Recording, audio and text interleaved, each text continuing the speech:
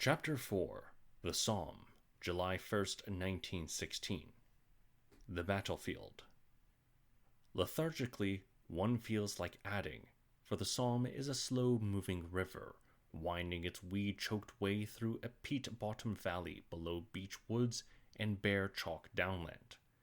The countryside, too, is slow-moving, under the gaze of the traveler who takes one of the long Roman roads which radiate northeast, east, and southeast from Amiens. Low plateau and ridges, separated by the shallow valleys of the Somme's tributaries, the Erie, Ancre, Noye, Avry, Bouctze, succeed each other monotonously, devoid of hedges and almost woodland, thickly populated, intensely cultivated, between the Noye and the Somme itself. In the plain of Santerre, the land is completely flat and yields the most characteristic of the department's crops: sugar beet, dull to contemplate, heavy to work, rich to harvest.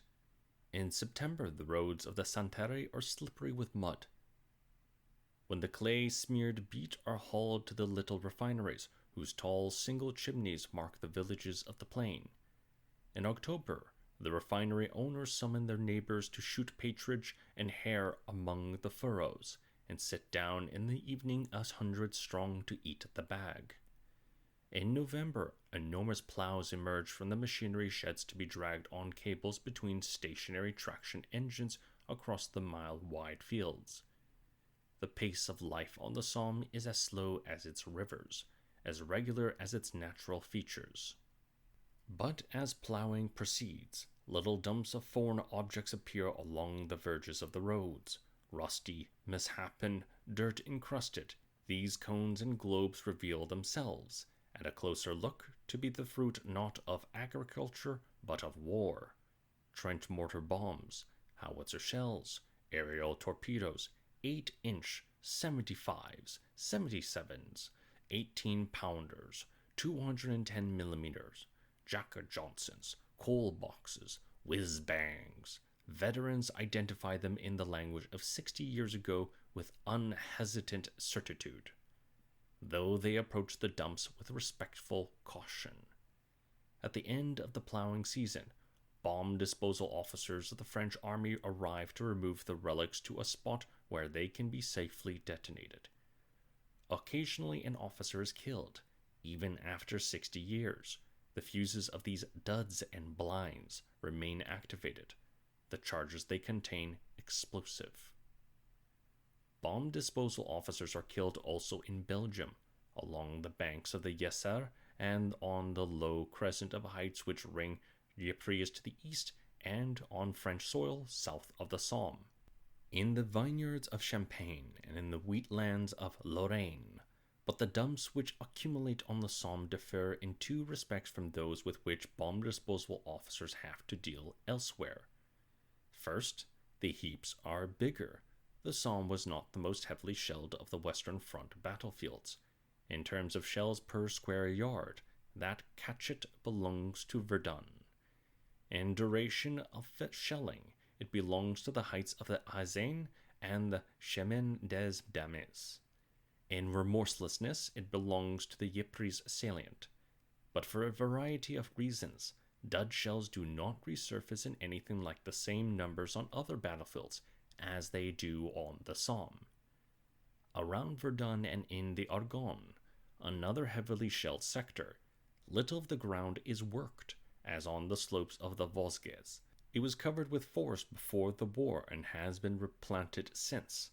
In the Champagne, historically the principal training ground of the French army, large areas have always been used for artillery practice, and the duds of the First World War, merely adding to the existing hazards, attract little attention. The high chalklands of Orthoz, up whose slopes the French, and later the British and Canadians, struggled towards the crests of Vimy and Notre Dame de Lorette, are now back again under pasture. While in Flanders, the glutinous soil swallows the gypsum, as it has swallowed the concrete pillboxes with which Hindenburg sought to fence the British and Belgians into the Ypres salient, and the waterlogged valleys of the Lys and Yser. It is the Somme, therefore, with its busy agriculture and light, friable soil, which most plentifully throws up the dangerous debris of the great offensives. Most of this debris is British, and this is the second respect in which the Somme dumps differ from those accumulated north or southwards. For the Somme was, in a way, true of no other battlefield of the First World War, British territory. Ypres, of course, became during the war almost the corner of a native field, and, with its British church, English-speaking pubs, bass on draft, English school for the children of the Commonwealth, war graves, gardeners, and plethora of country regimental memorials, remains so. But it was always a tiny battlefield into which Haig, even at the height of his offensive obsessions, found it difficult to squeeze more than half a dozen divisions for an attack. The British, moreover, won no victories at Ypres, except that curious victory of the spirit which, over half a century later, still plucks back the survivors of the salient to stand in silence beneath the tomb-like arches of the Menin Gate, and hear the evening last post blown, or sit under the willows in the ramparts cemetery, where lawns grow over the roof of the Lily Gate, dressing station and bodies carried from it lie ranked beneath the turf. The Somme, by contrast, offered an immensely long front of attack on which 20 divisions could assault side by side. And, for all the misery suffered there, it was also a front which brought its triumphs. On it the British drove the first tanks into action in the ruined village of Flers on September 15, 1916. 2 years later, they organized before Amiens the first great armored breakthrough of modern warfare, and earlier in the year of 1918 they had, after the terrifying and almost total collapse of one of their armies, brought to a halt near the city the greatest of Hindenburg's war-winning offensives. It was these battles, together with the long periods of garrison duty intervening between them, which made the Somme a British rather than a French, Belgian, or American sector. The Americans would eventually come to think of the Argonne, that awful wilderness of shredded woods and choked-up streams, as their battleground, as did the Belgians of Yser, on which they were to wage a semi-aquatic war for nearly 4 years. The French, who had poured out their blood along each mile of the 500 between Nieuport and Switzerland, considered half a dozen points on the Western Front as champs d'honneur, particularly their own Verdun, of course, but also the Chemin des Dames.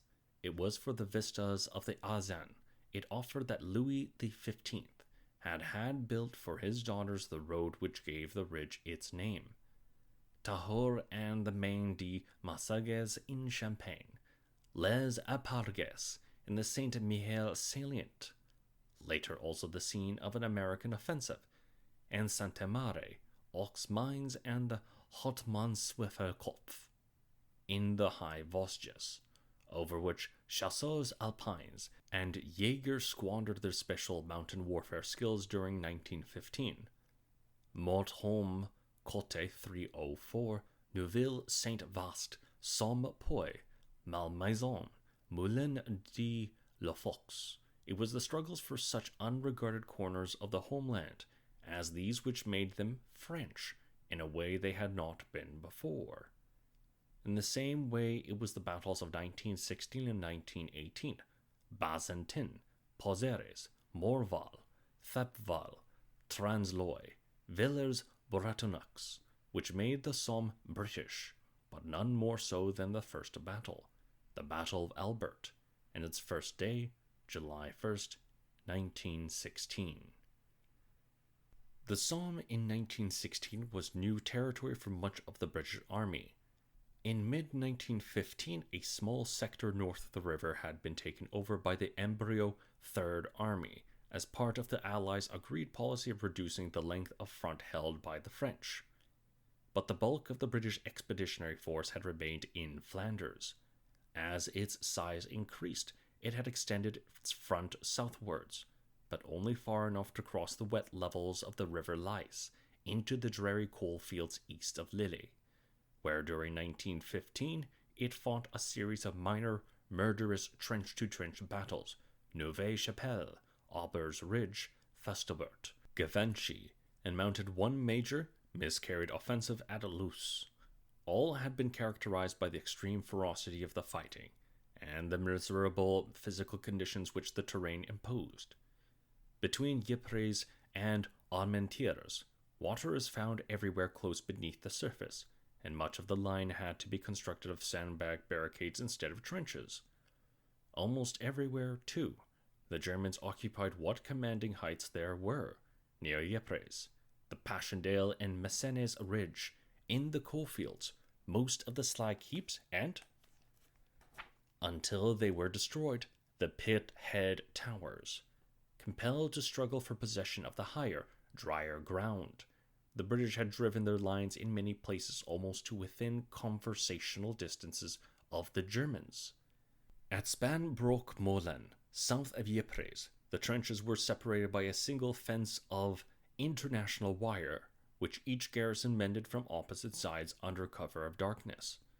But despite the heavy and continuous toll of losses, about 300 a day, which this physical intimacy and constant attack cost the British, Flanders had become a sort of home for the BEF. Behind the lines, and battalions left the trenches at regular and quite frequent intervals for rest. The villages provided roofs, straw, beer, pommes frites, fields for football. As peasants learnt to profiteer, the army and churches erected canteen huts, where the beer was both cheaper and stronger, and tea, something the locals never got the hang of brewing, was on tap.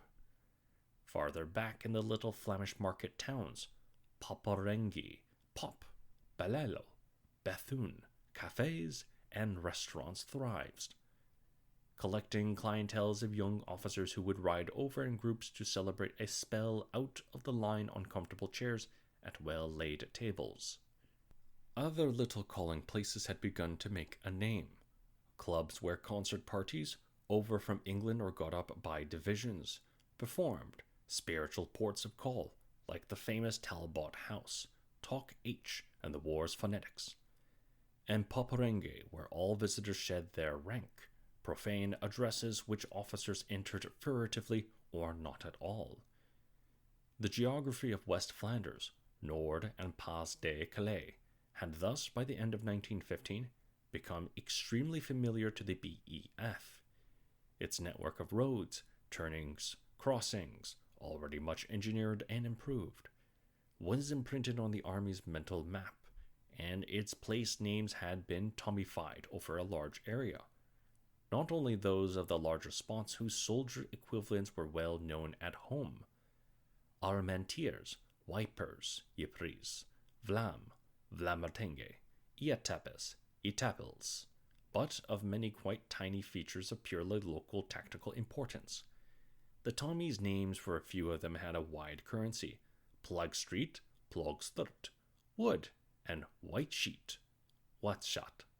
But most formed a private code: Tram Car Cottage, Battersea Farm, Glencorse Wood, Beggar's Rest, Apple Villa, White House Cellars, Kansas Cross, Doll's House.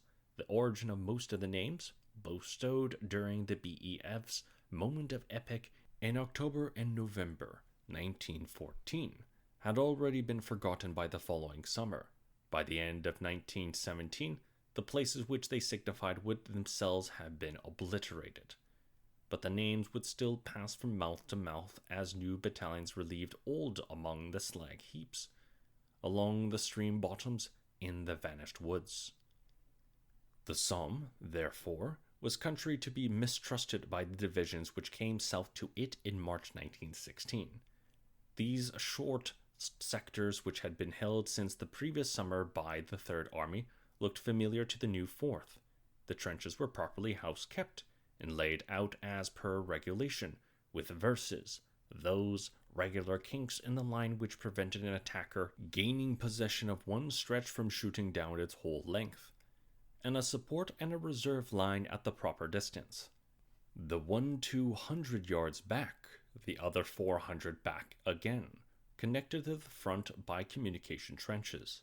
Thus accommodated, the brigades of the 4th Army could look forward to organizing a proper trench routine, rotating each of their 4 battalions between front, reserve, and rest on a 16-day cycle. But the divisions of the 3rd, which, by a sidewise move, inherited a sector vacated by the French, were at a loss. Their predecessors, by all the evidence, had not been conducting trench warfare at all, not at least as its rules were understood in the BEF. Flowers had been allowed to overgrow the parapets of the trenches. The 4th Ox and Bucks took over a Marguerite trench from the French, which in many places were not truly continuous, but organized as independent positions, comfortable to occupy, at least for a small garrison, with their little scrapes in the trench walls and wattle shelters in the corners of the traverses, but ill adapted for raiding or for solid battalion defense. And the truth indeed was that the French had not been waging trench warfare on the Somme. For them, it was an inactive sector which they were content to hold with the minimum of infantrymen in the front line, using their plentiful corps and divisional artilleries of 75mm guns to warn of the Germans should they menace an attack, but the Germans opposite had never put them to the trouble, for their high command also was content to regard the Somme as a quiet sector, leaving it in the hands of reserve divisions, which might be allowed an easy life as long as they improved their front by digging and wiring, and kept the French on the right side of the no man's land.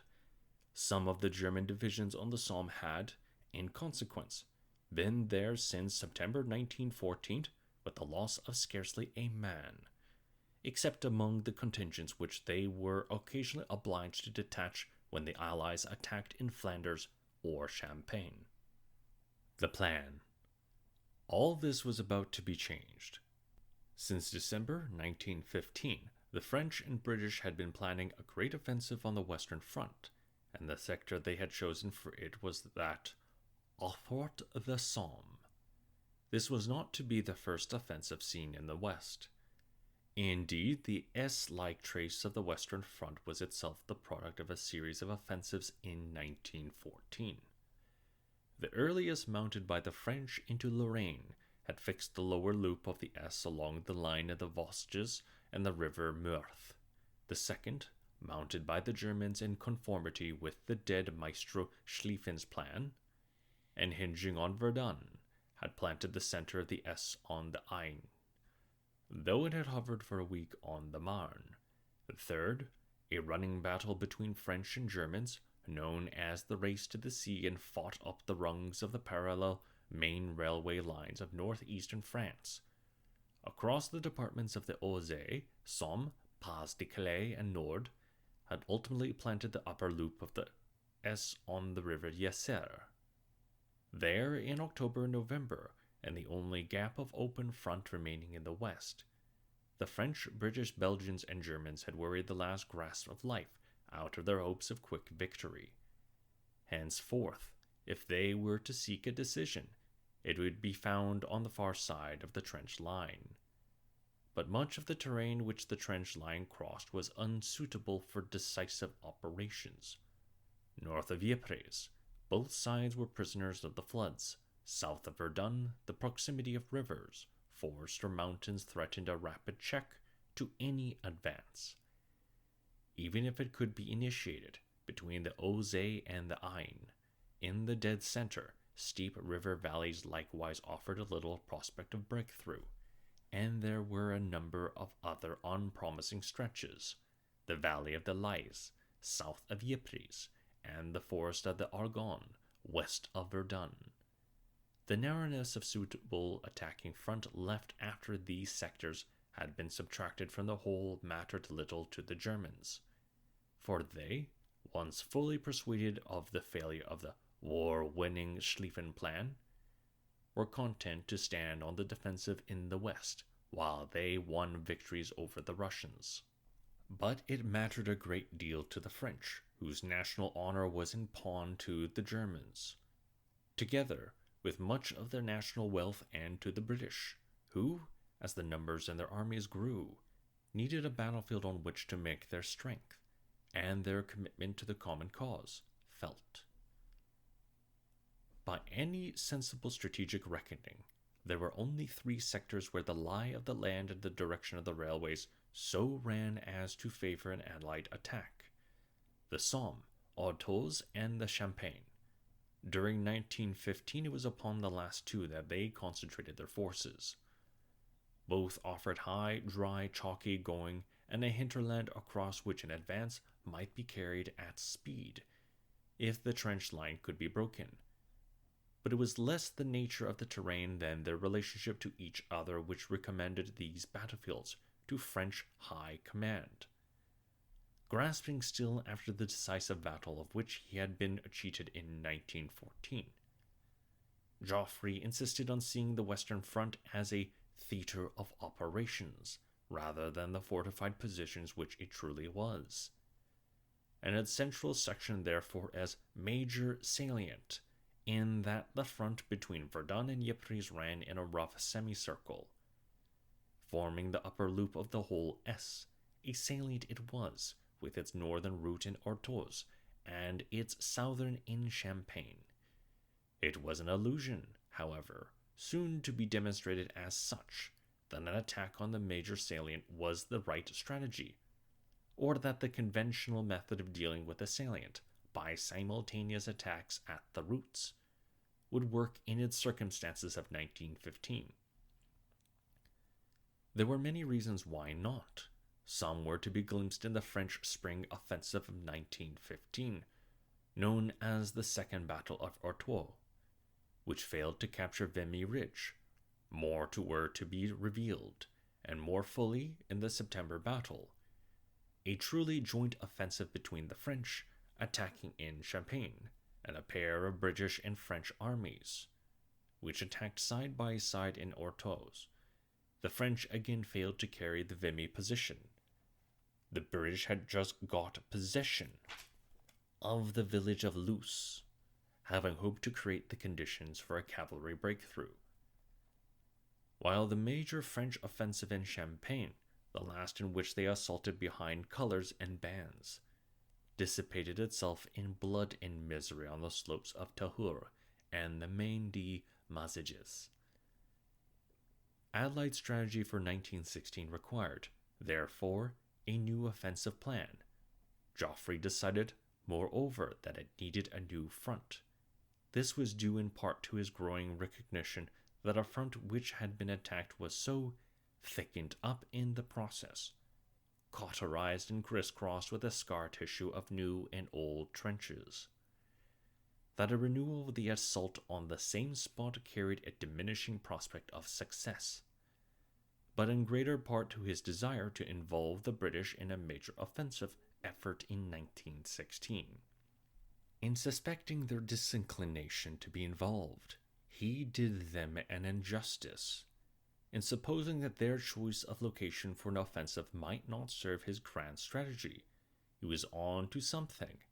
Haig, who had made his reputation by his defense of Ypres in late 1914, had, as soon as he assumed command of the BEF in December 1915, set his staff to plan for the next great British offensive to take place there again.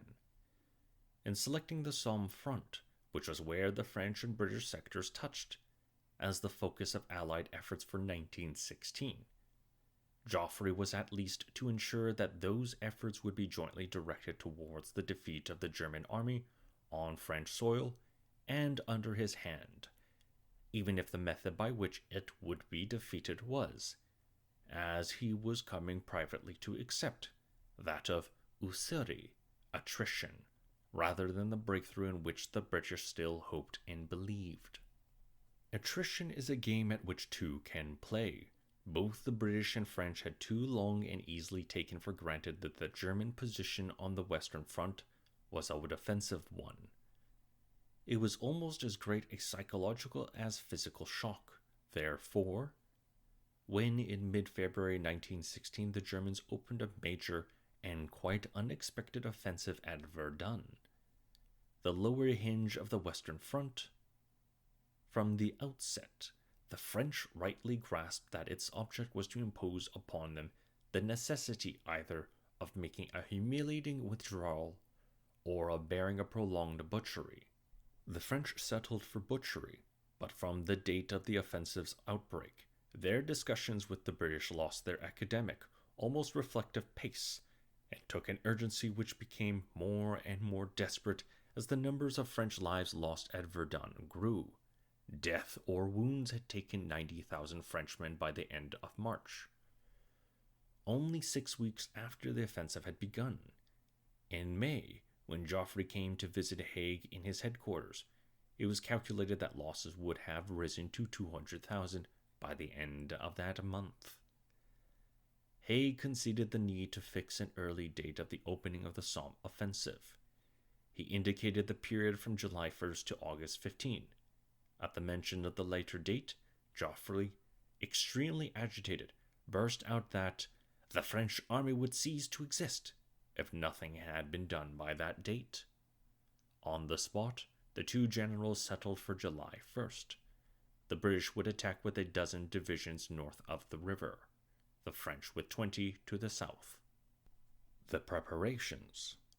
Haig's planners now busied themselves with fixing the final details.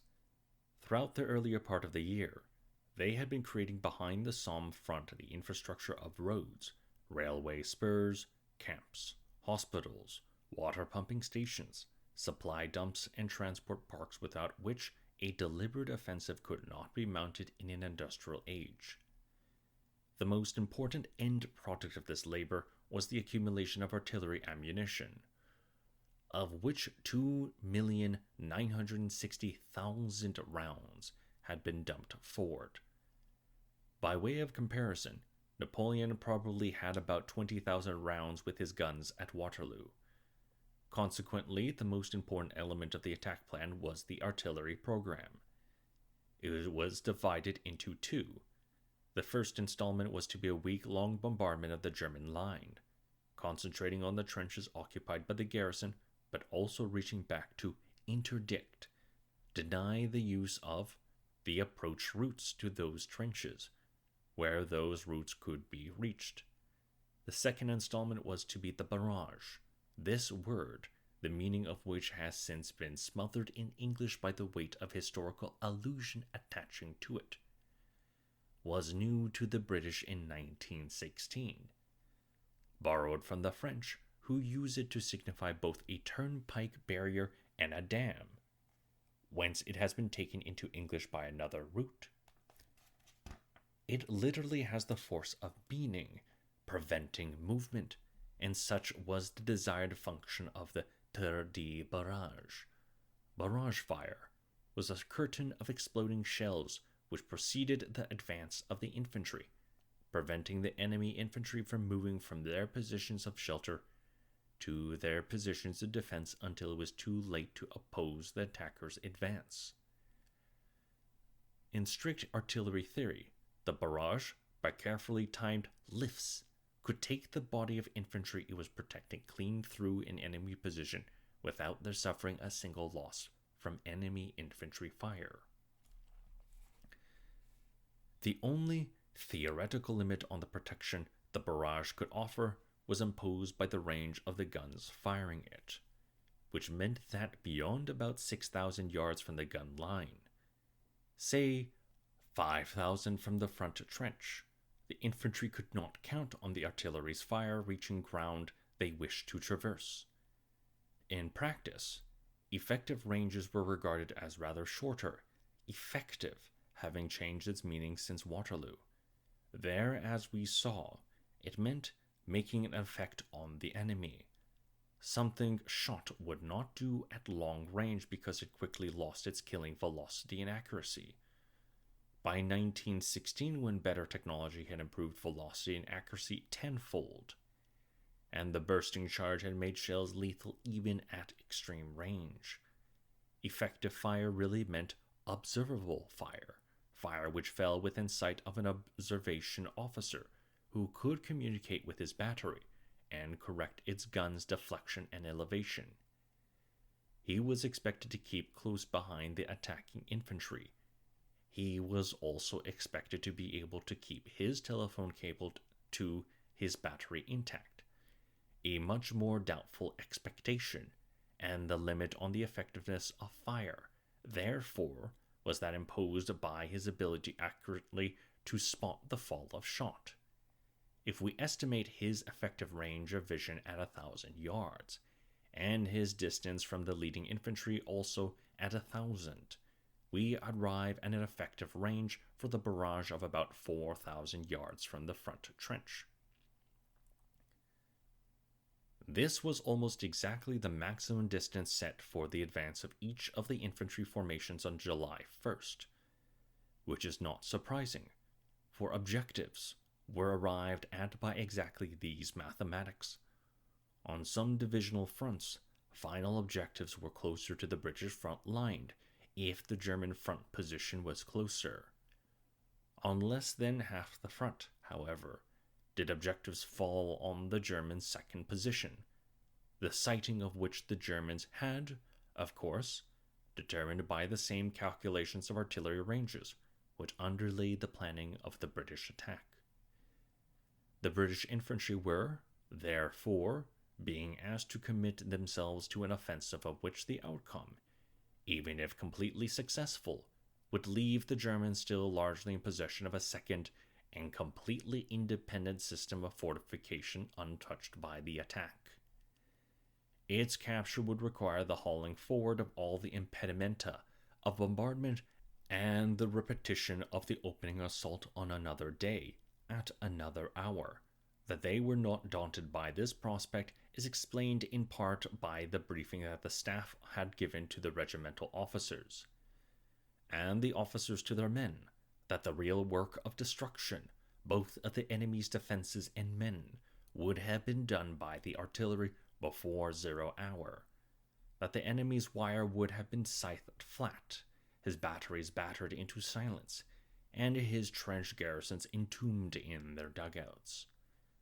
That the main task of the infantry would be merely to walk forward to the objectives which the officers had marked on their maps, moderating their pace to that of the barrage moving ahead of them.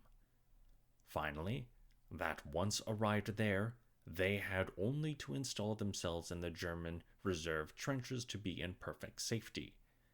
Had anyone yet coined the phrase, "artillery conquers, infantry occupies," it would have been on everyone's lips. Or would it? For the better explanation of the army's optimism was that it was a trusting army. It believed in the reassurances proffered by the staff who, to be fair, believed them also. It had believed in the superiority of its own equipment over the Germans. It believed in the dedication and fearlessness of its battalion officers, and it was right so to believe. But it believed above all in itself. The Army.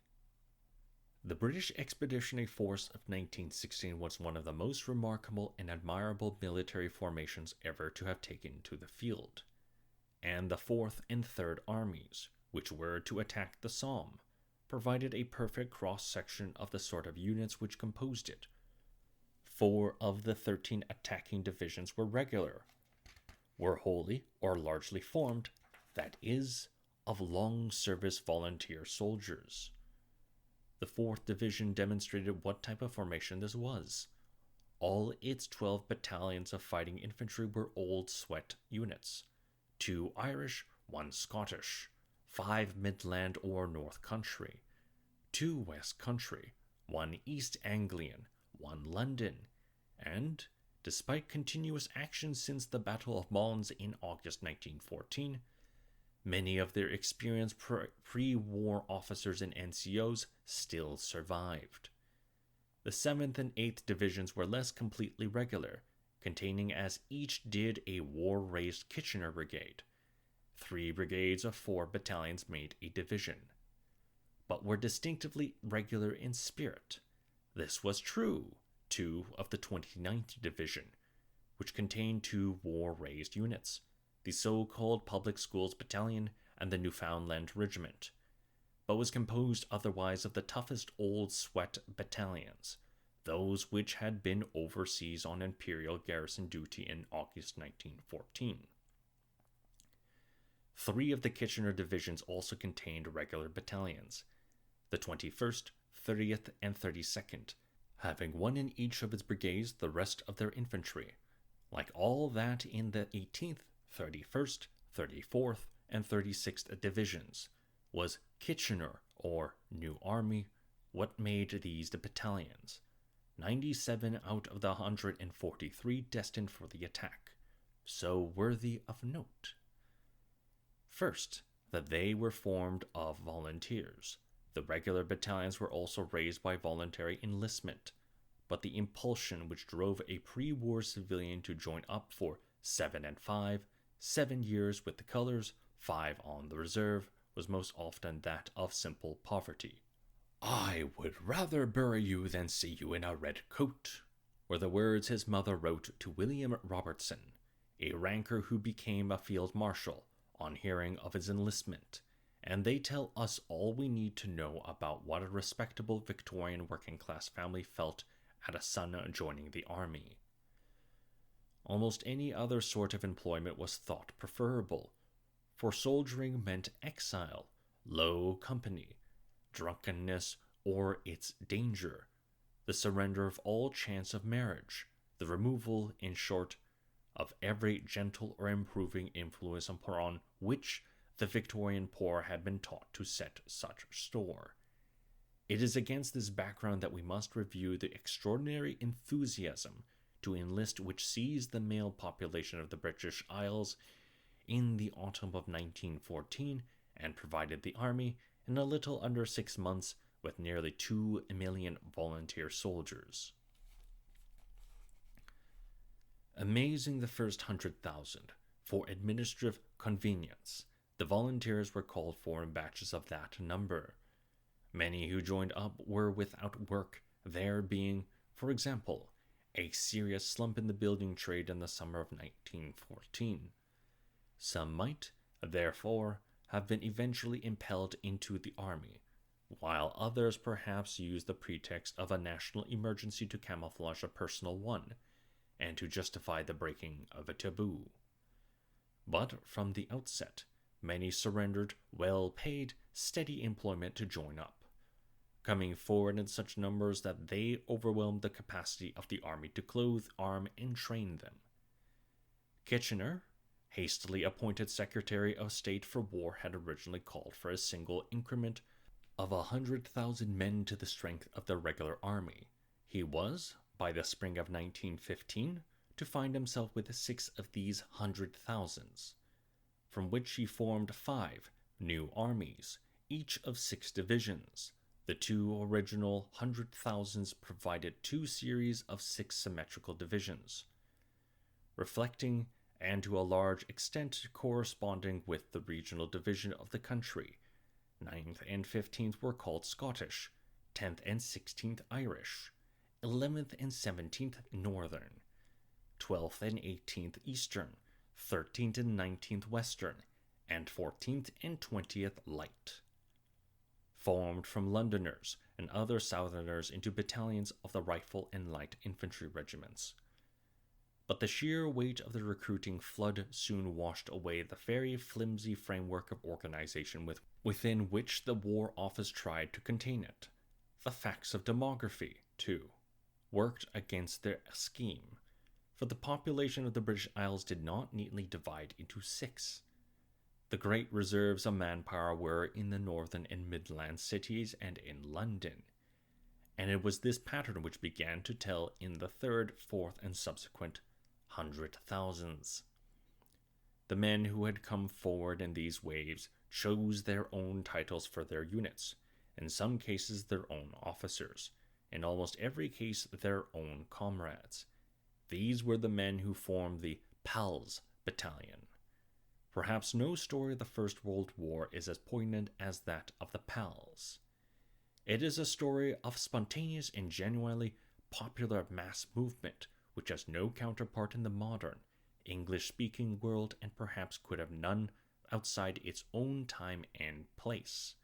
A time of intense, almost mythical patriotism, and of the inarticulate elitism of an imperial power's working class, a place of vigorous and buoyant urban life, rich in differences and in a sense of belonging, to workplaces, to factories, to unions, to churches, chapels, charitable organizations, benefit clubs, boys' scouts, boys' brigades, Sunday schools, cricket, football, rugby, skittle clubs, old boys' societies, city offices, municipal departments, craft guilds, to any one of these hundreds of bodies from which the Edwardian Briton drew his security and sense of identity.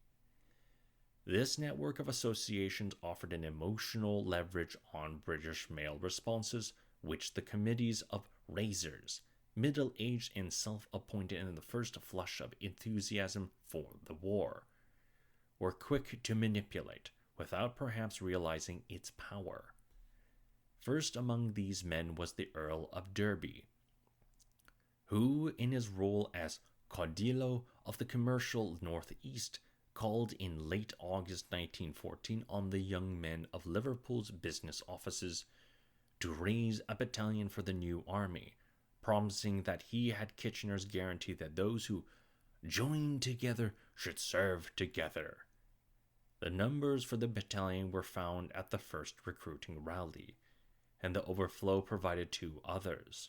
The clerks of the White Star Shipping Company formed up as one platoon, those of Cunard as another, the cotton exchange staff, banks, insurance companies, warehouses contributing other contingents, so that between Friday, August the 28th, and Tuesday, September 3rd, a whole brigade of 4 infantry battalions, 4,000 young men, had been found.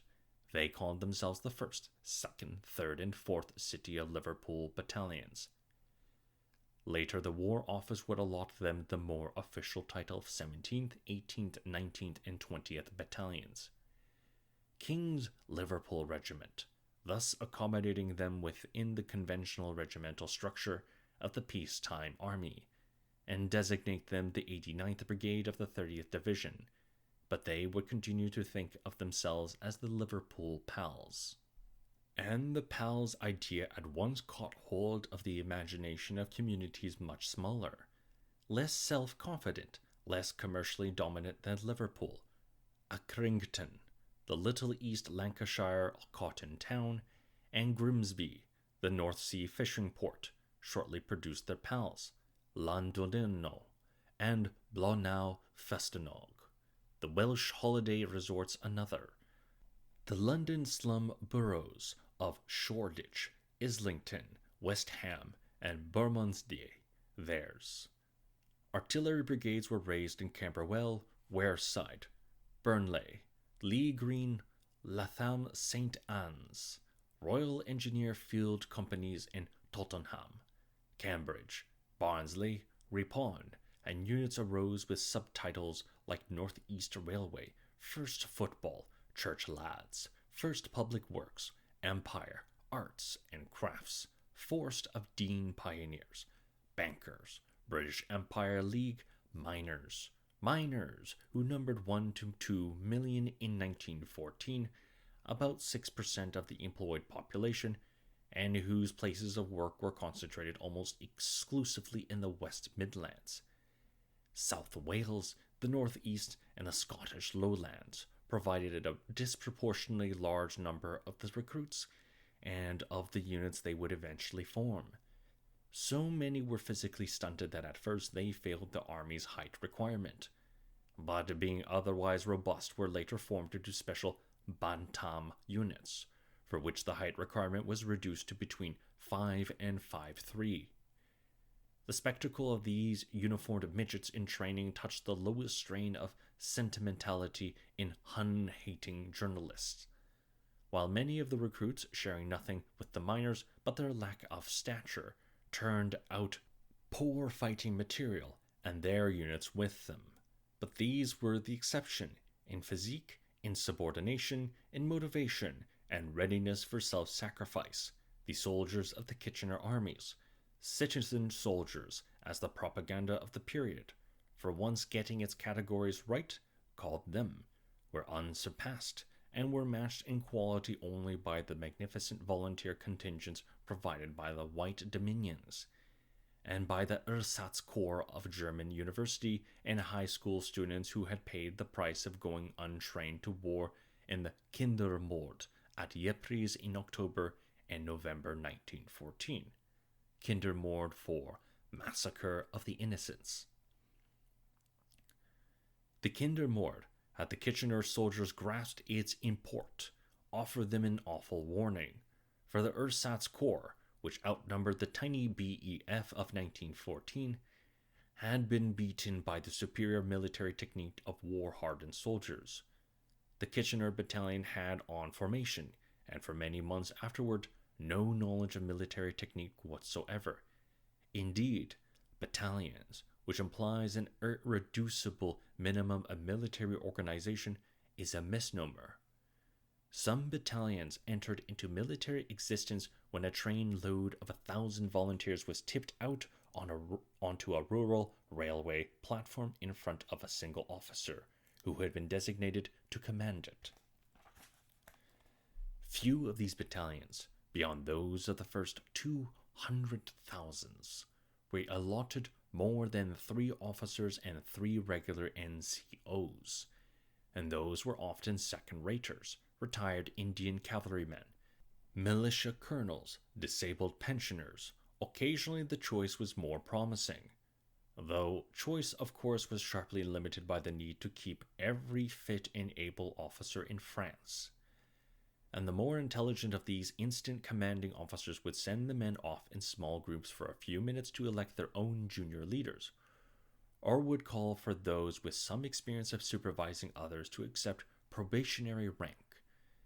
Egalitarian though the mood of the Kitchener armies very distinctively was, appeals of this sort generally produced candidates, often ones whose authority was readily accepted by their fellows and could eventually be confirmed. But although this method yielded NCOs, it did not do much to officer the new armies. The war officer was unwilling to grant commissions unless aspirants could prove their suitability, and although it devolved the power to adjudicate onto the local raisers, it and they shared common criteria of what suitable meant. Officers had to be gentlemen, but just as the distribution of manpower failed to mesh with the regimental organization of the British Army, so too did the social with the human geography of the country. Britain in 1914 was as sharply 2 nations as it had been 70 years before, so that throughout the industrial north, the West Midlands, South Wales, and lowland Scotland existed populous and productive communities almost wholly without a professional stratum, and so without an officer class. Young men with the necessary qualifications, possession of the certificate A or B granted by an officer training corps, was usually stipulated, though education at one of the public or better grammar schools which ran an OTC was in practice often found sufficient, were concentrated in the south and west, and in half a dozen major cities. Thus there came about, during the first 2 years of the First World War, one of the most curious social confrontations in British history, and, in its long-term political implications, one of the most significant. It was almost always a meeting of strangers. It was sometimes a meeting of near foreigners. John Masters, in his description of his joining the 4th Gurkha Rifles of the old British Indian Army in the 1930s, has marvelously evoked the mutual incomprehension, good-humored but absolute, which took hold of a platoon and its new officer, fresh from England. When first they met, something very similar fell upon the Kitchener armies in the winter of 1914, when nicely raised young men from West Country Vicarages or South Coast watering places came face to face with 40 Durham miners, Yorkshire furnacemen, Clydeside riveters, and the two sides found that they could scarcely understand each other's speech. It was only the ardent desire on the one hand to teach, to encourage, to be accepted, on the other to learn and to be led, which made intercourse between them possible. In this process of discovery, both of each other and of the military life, many of the amateur officers were to conceive an affection and concern for the disadvantaged, which would eventually fuel that transformation of middle-class attitudes to the poor, which has been the most important social trend in 20th century Britain. Many of the Kitchener Tommies were to perceive in their officers' display of fellow feeling, an authenticity which would make attendance on that transformation tolerable. But by what strange commission did these feelings transmit themselves? Siegfried Sassoon has described how his own life was changed by the expression of total trust and self-surrender visible in the faces of his men, looking up at him as they squatted cross-legged, while he inspected their feet after a route march.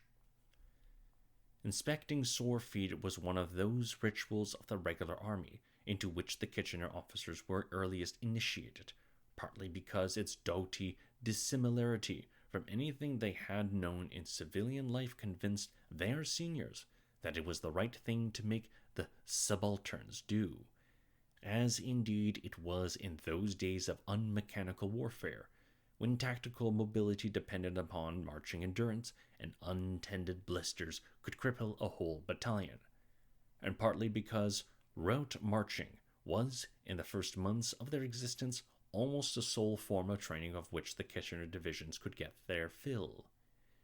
For many months, rifles, even uniforms were lacking, so that the PALS battalions could neither learn the trade of soldiers nor simulate their appearance.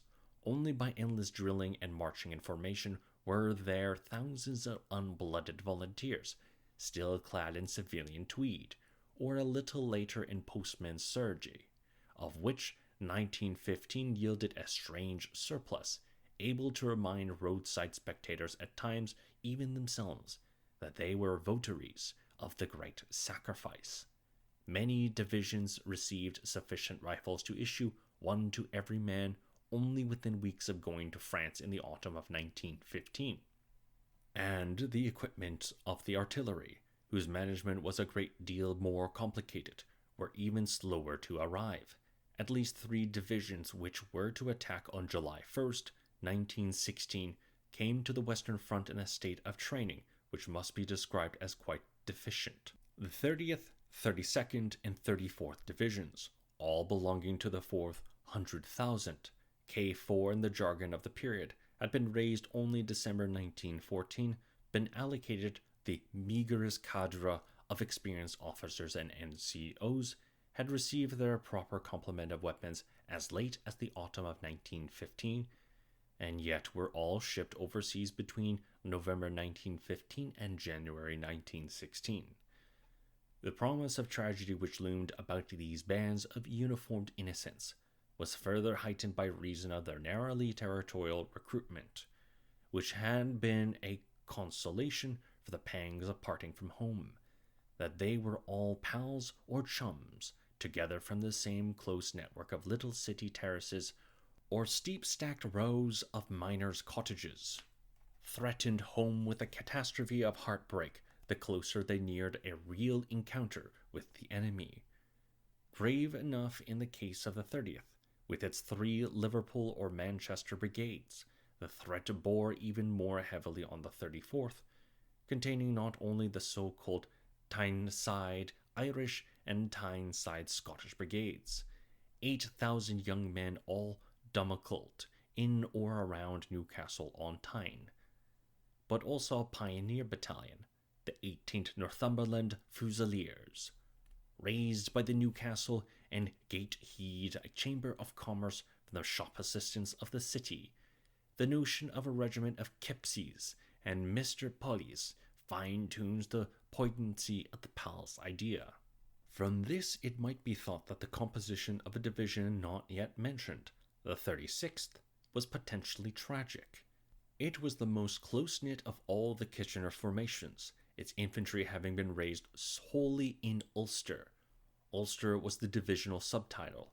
Its very existence, however, testified to the extreme militancy and living military tradition of the Protestant people from which it exclusively sprang. Half Catholic though the 9 countries of Ulster were, there were no Catholics in the 36th. Indeed, its parent body, the Ulster Volunteer Force, had been raised well before the outbreak of the war as a weapon of Protestant opposition to the grant of Irish home, Rome, rule, and its leaders' offer to the British government of its most able-bodied members, as soldiers had come as a considerable relief to Westminster in the autumn of 1914, when the kingdom had seemed threatened by an Irish civil as well as a foreign war. Completing the composition of the army which was to attack on the Somme were a number of formations whose foundations also antedated 1914. Though by much longer than the UVFs, these were the Territorial Force Divisions, the 42nd North Midland, 48th South Midland, 49th West Riding, and 56th London, whose existence recalled on earlier mid-Victorian craze for amateur soldiering, brought on by a panic scare that Louis Napoleon's navy threatened the impregnability of the White Cliffs and sustained by a simple bourgeois pleasure in the wearing of uniform and the bandying about of military titles. These volunteers, the Ulstermen had pinched their emotive title, had eventually become an accepted, if slightly comic, feature of the Victorian social fabric. Accepted by the respectable classes in a way the regulars were not, because they aspired after the military virtues without indulging in the military vices, found comical because their aspirations generally fell a little short of the mark. Some of the territorial battalions, however, particularly the London ones, had latterly become very good, drawing on a stock of well-educated, games-playing young men to supply their ranks. Conan Doyle has Sherlock Holmes characterize a stockbroker's clerk, who appears in one of his cases as representative of the type found in one of our better London volunteer regiments, probably meaning the London Rifle Brigade or Queen Victoria's Rifles, both in 1916 forming part of the 56th Division, which would attack at Gomercourt. And after the reorganization of 1908, even the more rustic volunteer units had been brought to a standard of training nearer that of the regulars. At that date, indeed, and on swapping the title of volunteers for that of territorials, they had lost their old battalion numbers and been hitched on to the series of the regular country regiments. In consequence, a roll call of battalions in the 46th North Midland Division, so to take one example, make it sound like a segment of the regular army. It contained the 5th and 6th Battalions, South Staffordshire Regiment, 5th and 6th North Staffordshires, 4th and 5th Lincolns, 4th and 5th Leicesters, and 5th, 6th, 7th, and 8th Sherwood Foresters, the Nottinghamshire and Derbyshire Regiment. But in human terms, each of these battalions represented a voluntary, part-time, peacetime effort at soldiering by the menfolk of one or another Midland town, rural or industrial, Walsall, Wolverhampton, Burlton, Henley, Leicester, Loughborough, Lincoln, Grimsby, Norwalk, Nottingham, Derby, Chesterfield, and in practice their domestication was even more intimate, many of them having their component companies located in a suburb or outlying township, where the drill hall was as much part of the fabric as the nonconformist chapel, and run almost as soberly, and some having platoons centered on a single village. The same went for the artillery, engineers, and services of the division, the 46th having its batteries at Louth, Boston, the Lincolnshire market town, Stoke-on-Trent, Arnold Bennett Country, West Bromwich, one of Birmingham's drearier appendages, and Leek, whither Winston Churchill had not, trade union legend to the contrary, sent troops to cow the miners in 1910. Its engineer field companies were located at Smethwick, another charmless outlier of Birmingham, and Cannock, a tiny country town, overwhelmed by its surrounding coal mines on the edge of the magnificent countryside of the Chase. In a more diffuse and traditional manner from the Kitchener divisions, therefore those of the Territorial Force were a military embodiment of the regions from which they hailed. By the summer of 1916, however, many of their originals were invalided or dead, for, following the destruction of the regular expeditionary force in the 1914 battles, it was the Territorials who, arriving in France in early 1915, had held the line until Kitchener's men could arrive.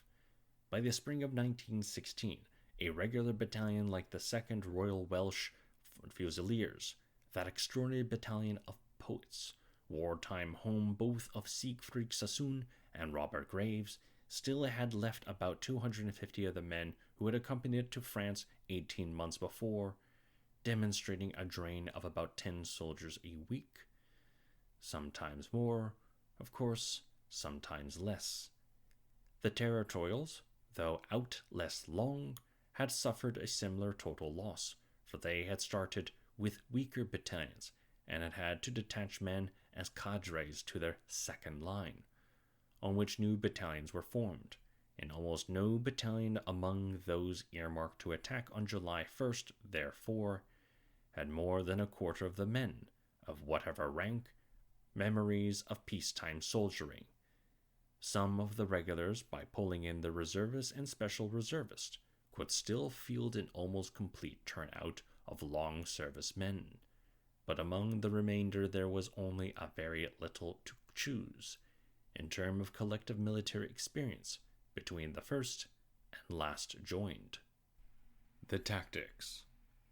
Awareness of this lack of experience was strong at General and 4th Army headquarters, where the staff had, in consequence, framed plans of stark simplicity for the infantry. The 4th Army's 11 frontline divisions, of which 6 had not previously been in battle, were, on the cessation of the artillery preparations, and falling behind its barrage fire, to leave their trenches and walk forward on a front of about 15 miles, for a mile and a half. In the center of the front, a walk of a little less than that distance would give them possession of the German second line of entrenchments.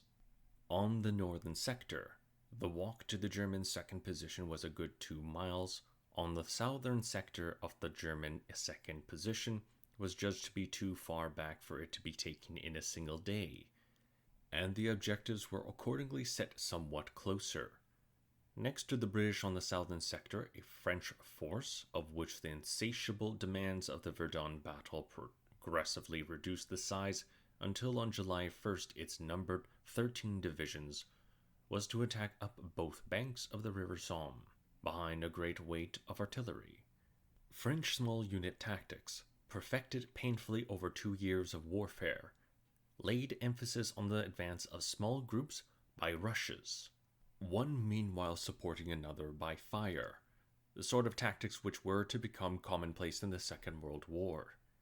This sophistication of traditional fire and movement was known to the British, but was thought to be the staff to be too difficult to be taught to the alternative. A tactical order they laid down for them was oversimplified. Divisions were to attack on fronts of about a mile, generally with 2 brigades up and 1 in reserve.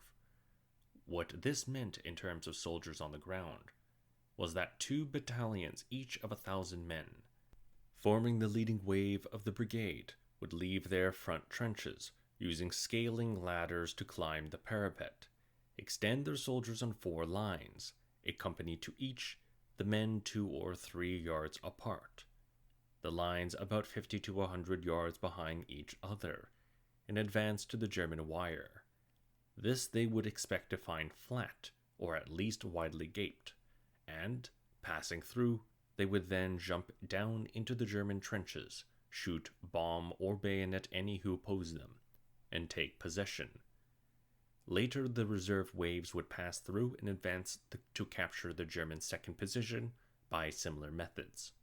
The maneuver was to be done slowly and deliberately, for the men were to be laden with about 60 pounds of equipment, their resupply with food and ammunition during the battle being one of the things the staff could not guarantee. In the circumstances, it did indeed seem that success would depend upon what the artillery could do for the infantry, both before the advance began and once it was underway. The bombardment. The artillery fire plan was as elaborate as the infantry tactical scheme was simple. Artillery now comprised a great variety of weapons, firing several different sorts of ammunition. Field artillery, the lightest and most plentiful variety, composed of 18-pounder guns, and 4.5-inch howitzers, which fired small shrapnel or high explosive, or, more rarely, gas shells out to a range of about 6,000 yards.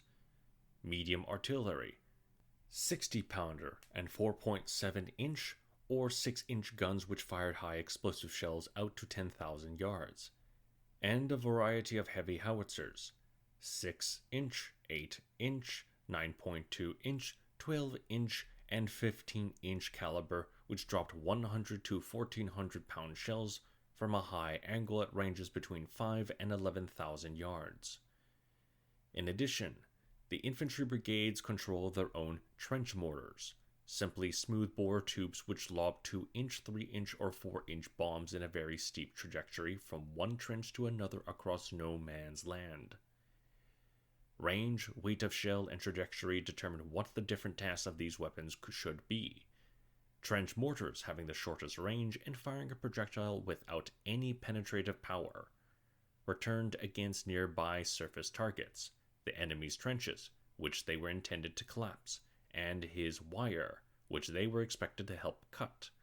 Wire cutting was indeed the most fundamental of the artillery's duties, for should the German entanglement remain intact on the morning of Z-Day, the day of the attack, the infantry advance would terminate on the far side of no man's land. The belts were very thick.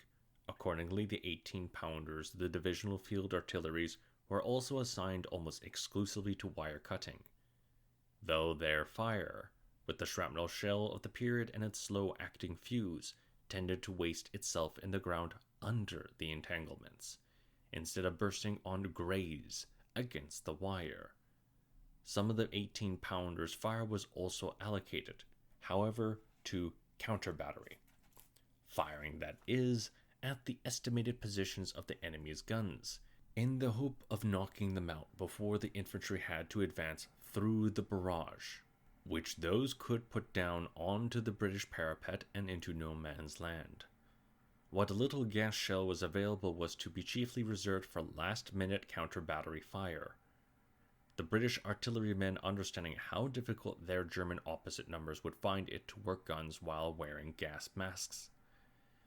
Howitzers and the heavier guns had the task of material destruction, of communication trenches, approach roads, railway spurs, of anything which aided the movement of men and supplies into the trenches, which were to be attacked. But above all, of strong points and machine gun posts, these were of different sorts. In several places, notably where the German front crossed the site of a former village, the defenses were notably stronger than in the open fields between.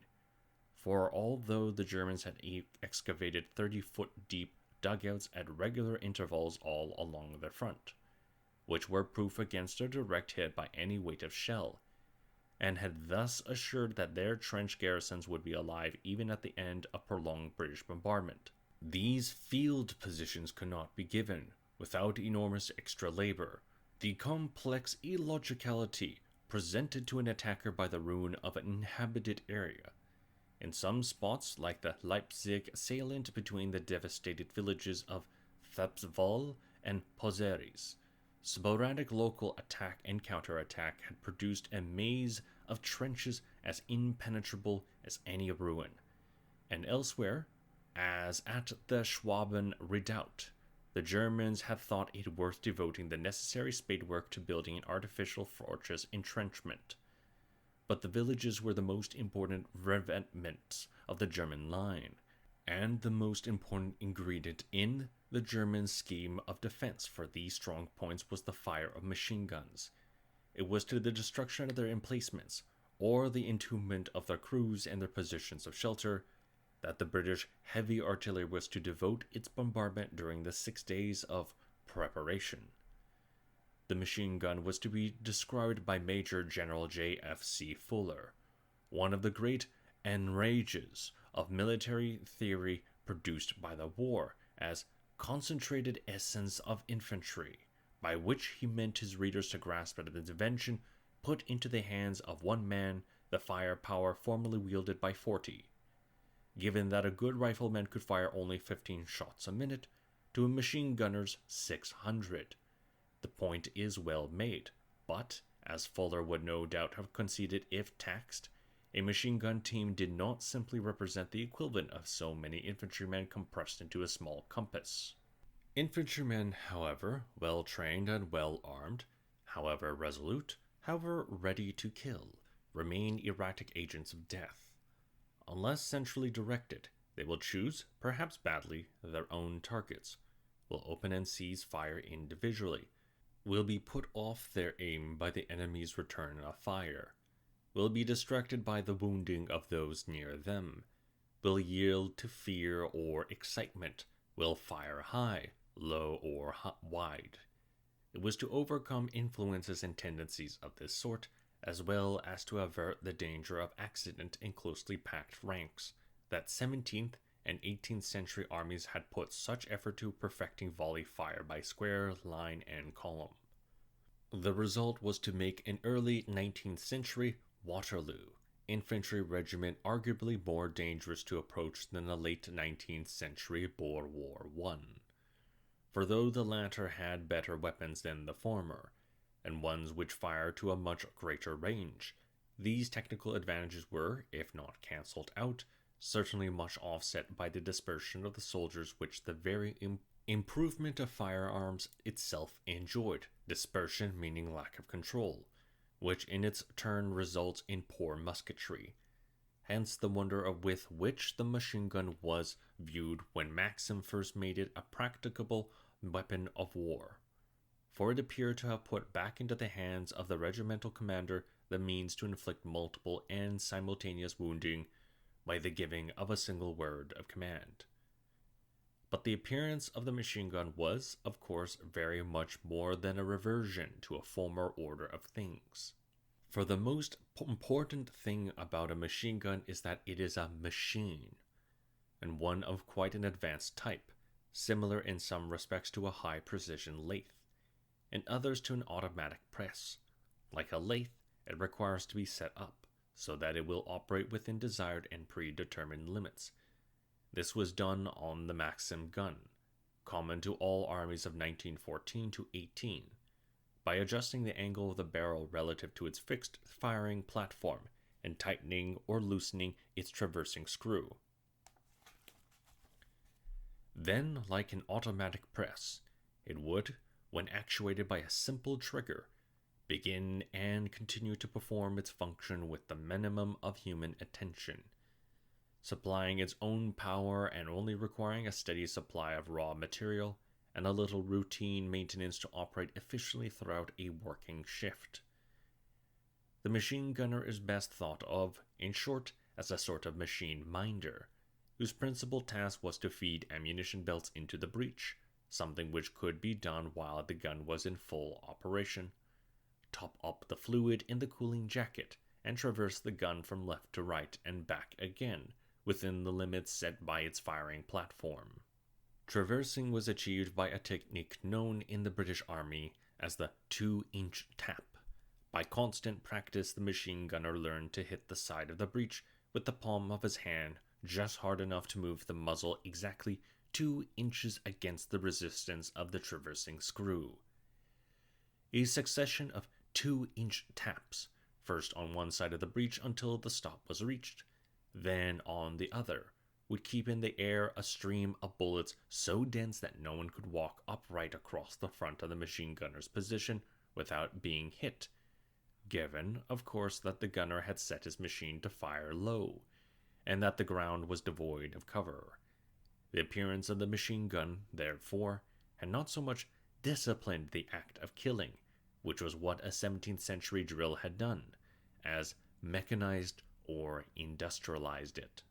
It was this automatic and inhuman lethality of the machine gun which determined that the post from which it would operate must be the principal target of the heavy artillery, between June 25th and 30th. Unfortunately for the British infantry, the heavy howitzer of 1916 was a piece of technology very much less developed towards perfection, relative to its potential, than was the machine gun. The desirable characteristics of the machine gun, besides those of functional efficiency, were portability, concealability, and compactness. The Maxim met the first fairly, the other two very well. The desirable characteristics of the heavy howitzer were pinpoint precision and intensive concussive effect. These neither the 6.8 or 9.2-inch howitzer achieved. The larger calibers were too few in number to matter.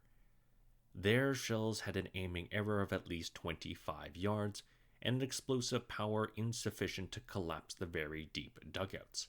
Mined dugouts, the British called them, for they were driven by mining technique 30 feet below the surface, in which the machine gunners sheltered, with their weapons, during a bombardment. Thus the British could not destroy the kernel of a German strongpoint.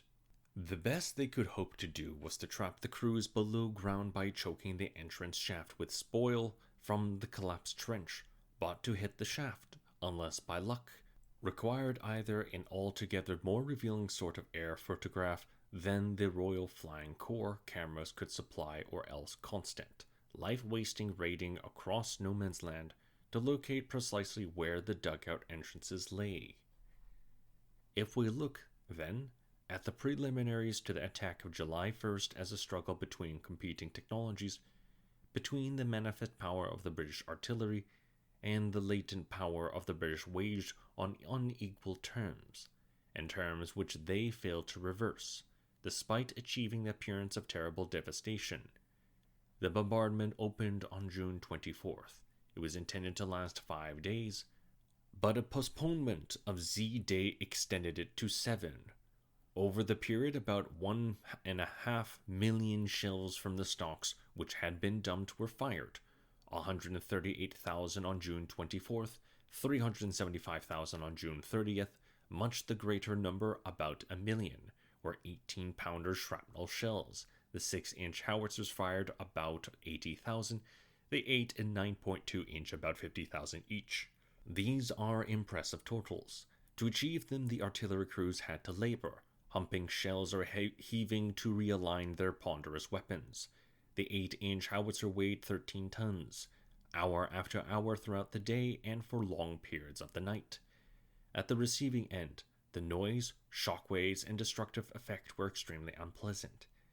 At first, the Germans in the trenches opposite thought the bombardment heralded an attack and stood to arms in their dugouts.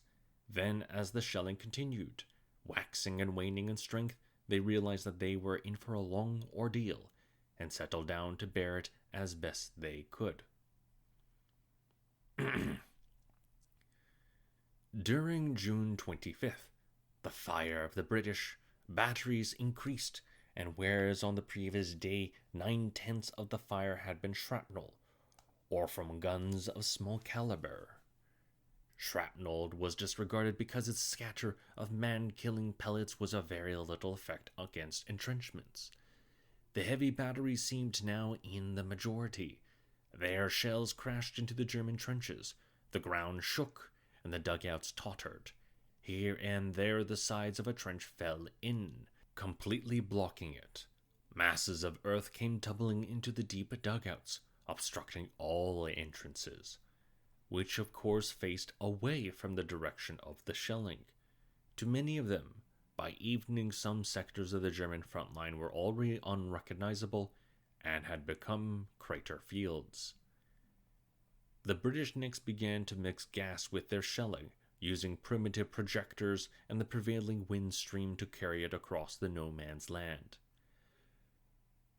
In the early hours of June 26, clouds of chlorine gas reached the German position near Fricourt, and, being heavier than air, filled every crevice in the ground.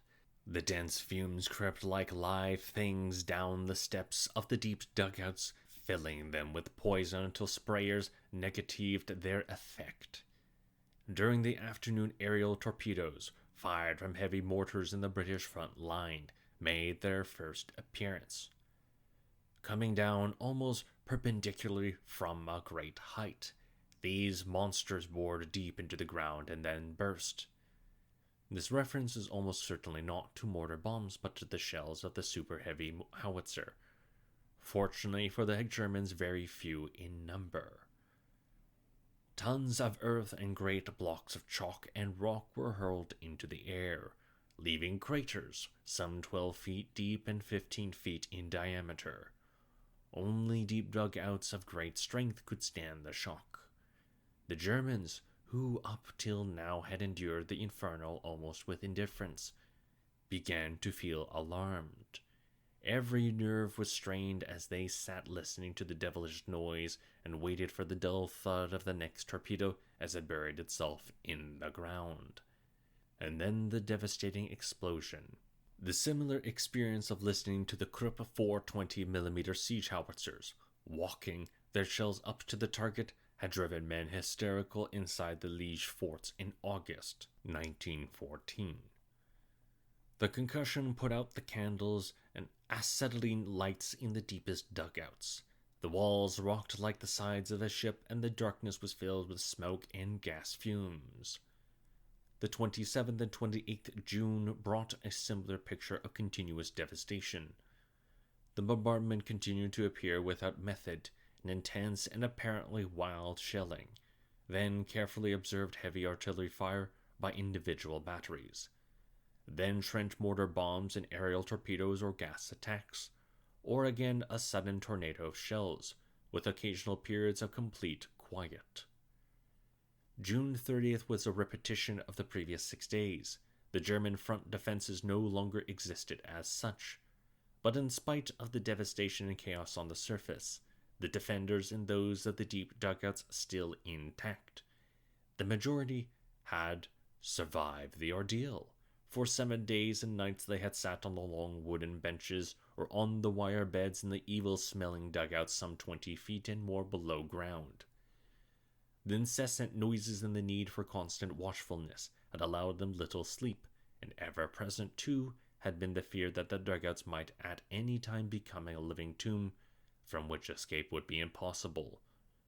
Warm food had seldom reached them, so that they had to live on iron rations. But they were alive. At 6:30 a.m., however, on July 1st, a bombardment of an intensity as yet unparalleled suddenly burst out again along the whole front. At first it was most severe in the center, about Thiepval and Beaumont, but it spread quickly over the entire line from north of the Ancre to south of the Somme. For the next hour, continuous lines of great fountains of earth, rock, smoke, and debris played constantly into the air. The giant explosions of the heaviest shells were the only distinguishable noises in the continuous thunder of the bombardment, and short, regular intervals of their bursts gave it certain rhythm. All trace of the front trench system was now lost, and, with only a few exceptions, all the telephone cables connecting it with the rear lines and batteries were destroyed. In spite of the 6 feet of death at which they had been laid, through the long periscopes held up out of the dugouts could be seen a mass of steel helmets above the British parapets. The Germans in their dugouts, each with a belt full of hand grenades, therefore waited ready, rifle in hand, for the bombardment to lift from the front trench to the rear defenses. It was of vital importance not to lose a second in reaching the open before the British infantry could arrive at the dugout entrances. the battle was about to begin, and its first, and indeed decisive act was to be the race for the parapet, a race which for the British ran from their own front trench to the other side of no man's land. For the Germans from the bottom to the top of their dugout steps.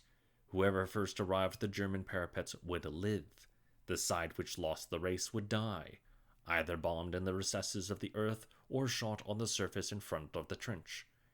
Every British effort had been directed to ensuring that the Germans lost the race, that they would indeed lack the runners to make it a contest. But as we have seen, the majority of the German trench garrisons still lived at 0 hour on Z-Day. How had the British artillery effort been expanded to such a little purpose? The greater part of the answer is revealed by isolating the proportion of active ingredients in the British bombardment, that is, of explosive delivered to the German-occupied area. The weight of shells transported to the British gun was about 21,000 tons, excluding propellant, the explosive needed to drive the shell up the barrel at the moment of firing. It had taken the efforts of about 50,000 gunners, almost the number of Wellington Army at Waterloo, working for 7 days to load this weight into their pieces and fire it to the enemy. Or more precisely into the area, 25,000 by 2,000 yards square, which the British infantry were to attack. In crude terms, this meant that each 2,500 square yards had received a ton of shells. Or, if numbers of shells are used for the calculation, and about 1.5 million had been fired, that each 1,000 square yards had received 30 shells. However, about 1 million of the shells were shrapnel, fired by the 18-pounder field guns of the divisional artillery, and these could do very little damage to the earthworks, since they were filled only with light steel balls, and only a little more to wire, though it was their alleged wire-cutting capability which justified the firing of the enormous number used. In fact, the 18-pounders were set to firing shrapnel because the ammunition factories in England could not yet produce high explosive shell for them in any quantity, though almost everyone in the BEF, from GHQ officer to simple gunner, had now come to realize that it was high explosive alone which did serious damage to an entrenched enemy. Discounting the shrapnel, therefore, we are left with the output of the howitzers and heavy guns, about 500 million shells at 12,000 tons weight. The lightest and most plentifully expended shell was that of the 4.5-inch field howitzers of the divisional artilleries, which weighed 35 pounds, the heaviest that of the 15-inch howitzers, which weighed 1,400 pounds, but of which there was a strictly limited ration, there being only 6 of these monster guns on the battlefield. Nevertheless, their contribution to the bombardment, about 1,500 shells weighing 1,000 tons, is impressive, and all the more so if we recall that Napoleon had with him at Waterloo only about 100 tons of artillery projectiles in all. Comparisons between the artillery efforts of 1815 and 1916 are pointless. However, for Napoleon's gunners had had the fairly simple task of firing solid shot from close range at dense and immobile masses of soldiers, upon whom a hit meant a kill. Haig's gunners, by contrast, could not see their target, and could not be sure that, even if they hit it, their fire would have a lethal effect. That this should be so was due to the very small proportion of explosive contained within the casing of the shell. The 1,400-pound shell of the 15-inch howitzer, for example, contained 200 pounds of explosive, amatol, a mixture of TNT and ammonium nitrate. The 35-pound shell of the 4.5-inch howitzer contained only 4 pounds 10 ounces. The explanation of this disparity between total weight of shell and weight of filling was twofold. The stresses to which the shell was subjected during firing required that it have a very strong and therefore heavy casing, if it were not to disintegrate inside the gun with disastrous effect, while the purpose of the shell, as conceived by designers, was to produce a large number of steel splinters, traveling at man-killing speed as a by-blow of its explosion. For that reason, most shells were fused to explode on impact, their detonations producing those enormous fountains of earth and smoke which are the staple feature of First World War battlescapes. It is these fountains which give the game away. Out of the 12,000 tons weight of shell delivered onto the German occupied area, only about 900 tons represented high explosive, and the greater part of that small explosive load was dissipated in the air, flinging upwards, to be sure, a visually impressive mass of surface material and an aurally terrifying shower of steel splinters, but transmitting a proportionally quite trifling concussion downwards towards the hiding places of the German trench garrisons. Each 10 square yards had received only a pound of high explosive, or each square mile about 30 tons. 28 years later, the Allied air forces would put down on German positions in Normandy, and in minutes, not days, something like 800 tons of bombs to the square mile, most of that tonnage consisting of high explosive, for free-falling bombs, being unsubjected to stress, can be given the thinnest and lightest of cases. Today, NATO tactical doctrine would regard the Somme position as a suitable target for several small nuclear warheads, each of which would yield many thousand tons of TNT equivalent to the square mile. But some of the defenders, if properly dug in under overhead cover, would still be expected to survive, as many German soldiers who cowered under the aerial preparation for Operation Goodwood and Cobra in July 1944 survived to man their weapons against the British and American tank columns, which engaged through the dust of the bombing. We can see now, therefore, that the great Somme bombardment, for all its sound and fury, was inadequate to the task those who planned it expected of it. The shells which the British guns had fired at the German trenches, like those which a month earlier had broken up on the armored skins of the German battleships at Jutland, were the wrong sort of projectile for the job, and often badly made.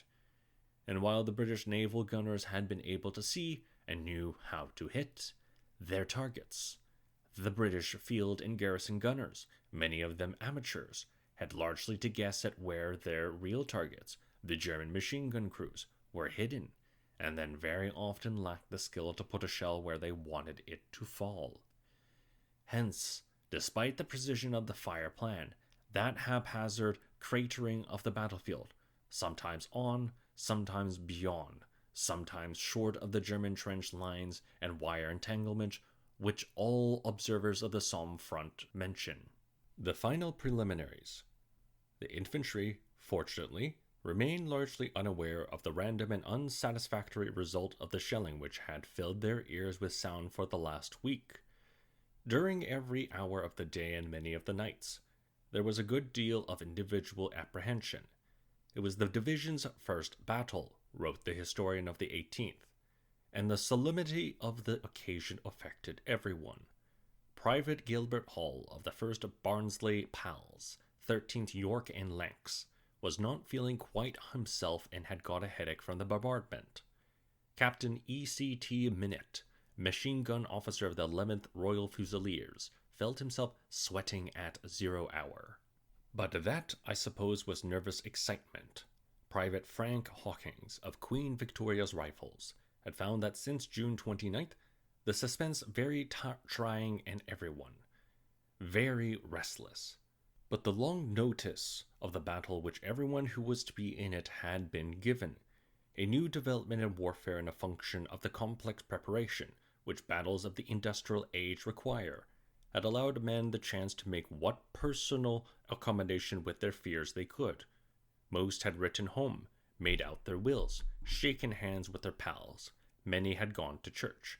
Each battalion of the BEF, the army of a church-going age and nation, had its own chaplain of the appropriate denomination, and they had held services behind the lines a day or two beforehand. Second Lieutenant John Engel of the 16th London Regiment wrote home the day before the most important of my life. I took my communion yesterday with dozens of others who are going over tomorrow, and never have I attended a more impressive service. I placed my body in God's keeping, and I am going into battle. With his name on my lips, full of confidence and trusting implicitly in him. Like so many other subalterns of the London divisions, Engel was to die outside Gommercourt. His explicit piety, which would have jarred with most of Wellington's ensigns, came as naturally to him as to them their stylish indifference. But it would not necessarily have surprised them. The attendance at Anglican communion of the dozens of others, private soldiers of his regiment, most certainly would have done. The irreligiosity of their private soldiers was part and parcel of an altogether rougher persona than even the most hardened old sweat regiments of 1914 could show. It was a help, too, in calming fears that the last hours before zero were filled for most infantry soldiers with a carefully timetable program of activity. The attacking battalions, which were out of the line, had to march up to the trenches from the villages where they had been billeted, first along the roads, then in the communication trenches which covered the last mile. On the way the men accumulated a growing load of kit, starting with 200 rounds of ammunition and 2 days' rations. They successfully picked up a new empty sandbags to fortify the positions they were to take, a wiring stake for the same purpose, grenades, shovels, rockets, and sometimes pigeon baskets. The two last items to help their officers communicate with the rear once they had passed beyond Cable Head in the front trench. All this took a great deal of time, and the columns had also to press forward against a flow of men coming down the trenches from the battalions, which were being relieved. When they arrived at their jumping-off places, the men were glad to huddle under a blanket or greatcoat on the floor of the trench and sleep. Most awoke early to find a light rain falling through white morning mist. In places it lingered even after the bombardment had struck up at 6:25 a.m. For the regular morning session, so that Lieutenant Chetwynd Stapleton, on air patrol above the front, saw a bank of low cloud, on which one could see ripples, from the terrific bombardment that was taking place below. It looked like a large lake of mist, with thousands of stones being thrown into it. Across the greater breadth of the front, however, the mist quickly cleared, giving way to bright sunshine from a brilliant cloudless sky. In it little plumes of smoke rose here and there from the British front where men were furtively cooking breakfast.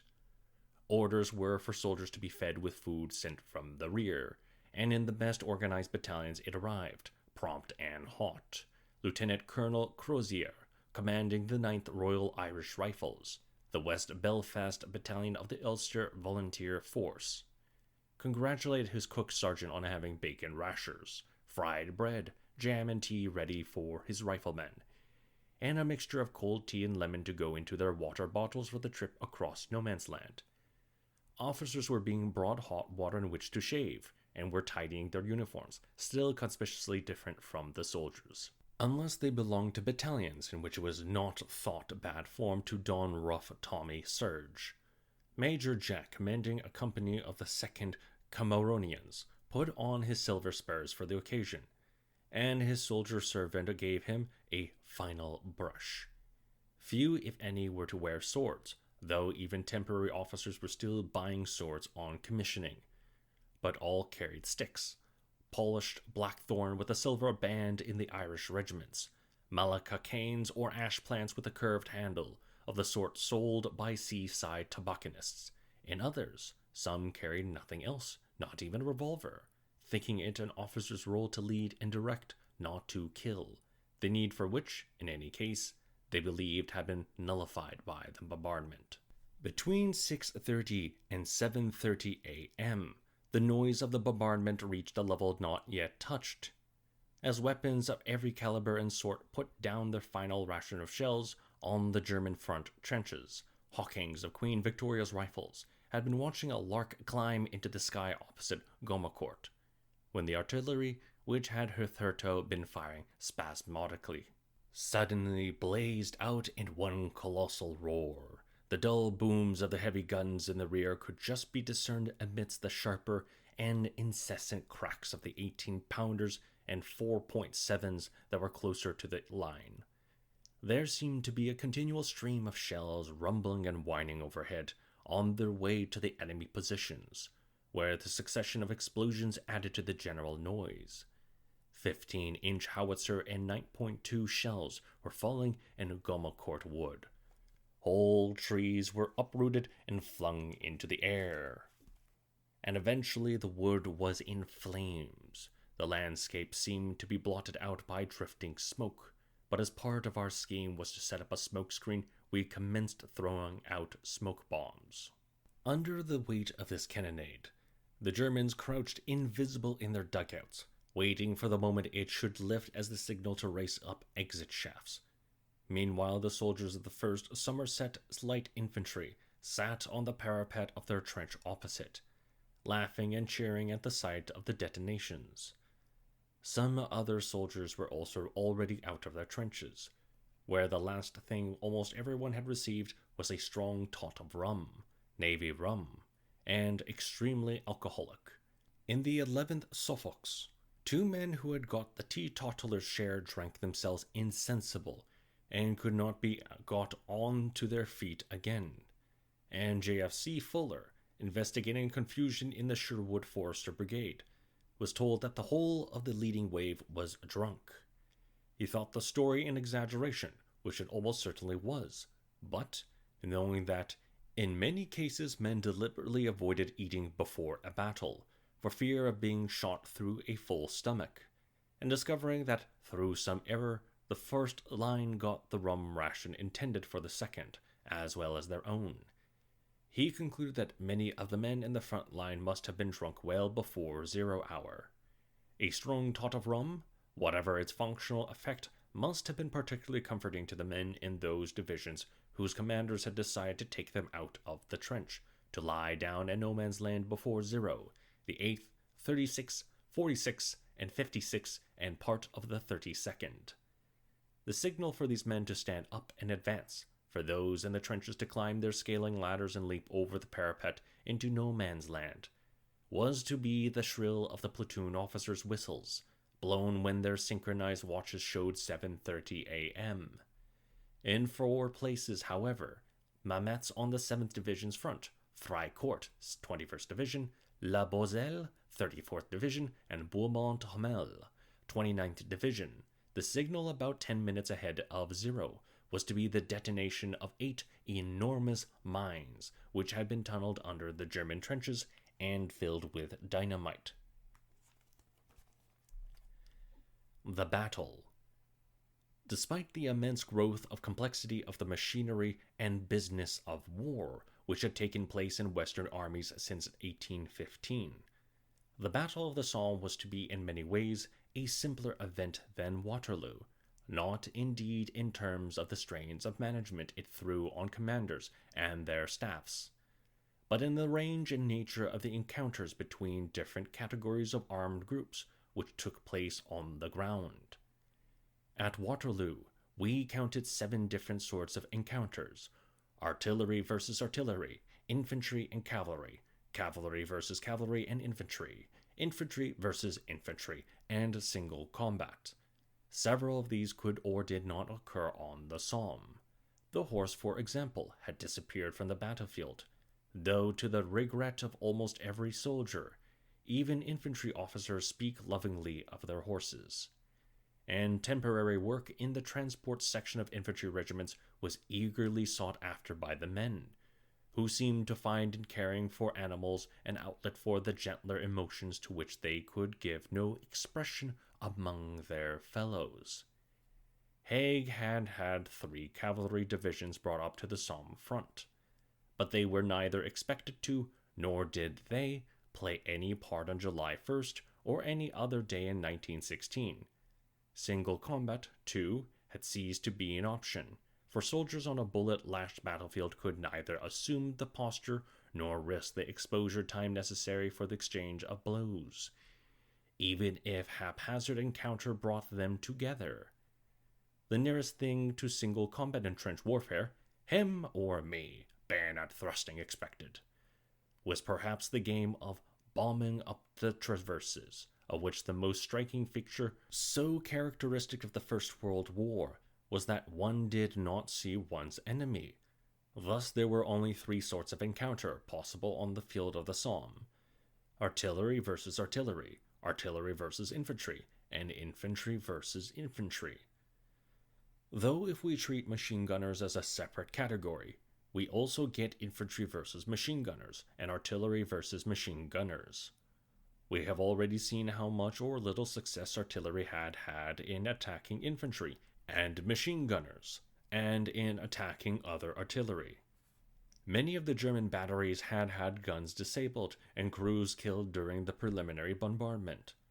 But enough remained to put down spoiling bombardments on the British front trenches at the moment of the attack. A company of the Queen Victoria's Rifles, crowded into their assembly trenches, were struck by a sudden stream of shells at about 7 a.m.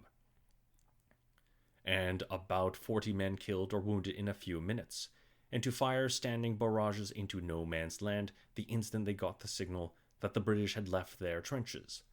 These sorts of encounter apart, how did the infantry fare, on both sides, once the British had left their trenches to advance to the assault? Infantry versus machine gunners. Several survivors had left accounts of the first moments of the attack.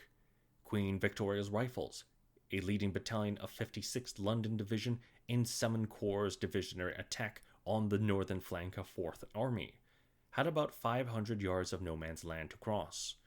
Royal Engineer Companies laid smoke from dischargers to cover their advance.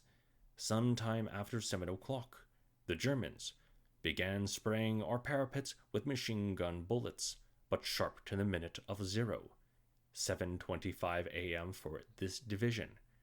We erected our ladders and climbed out into the open.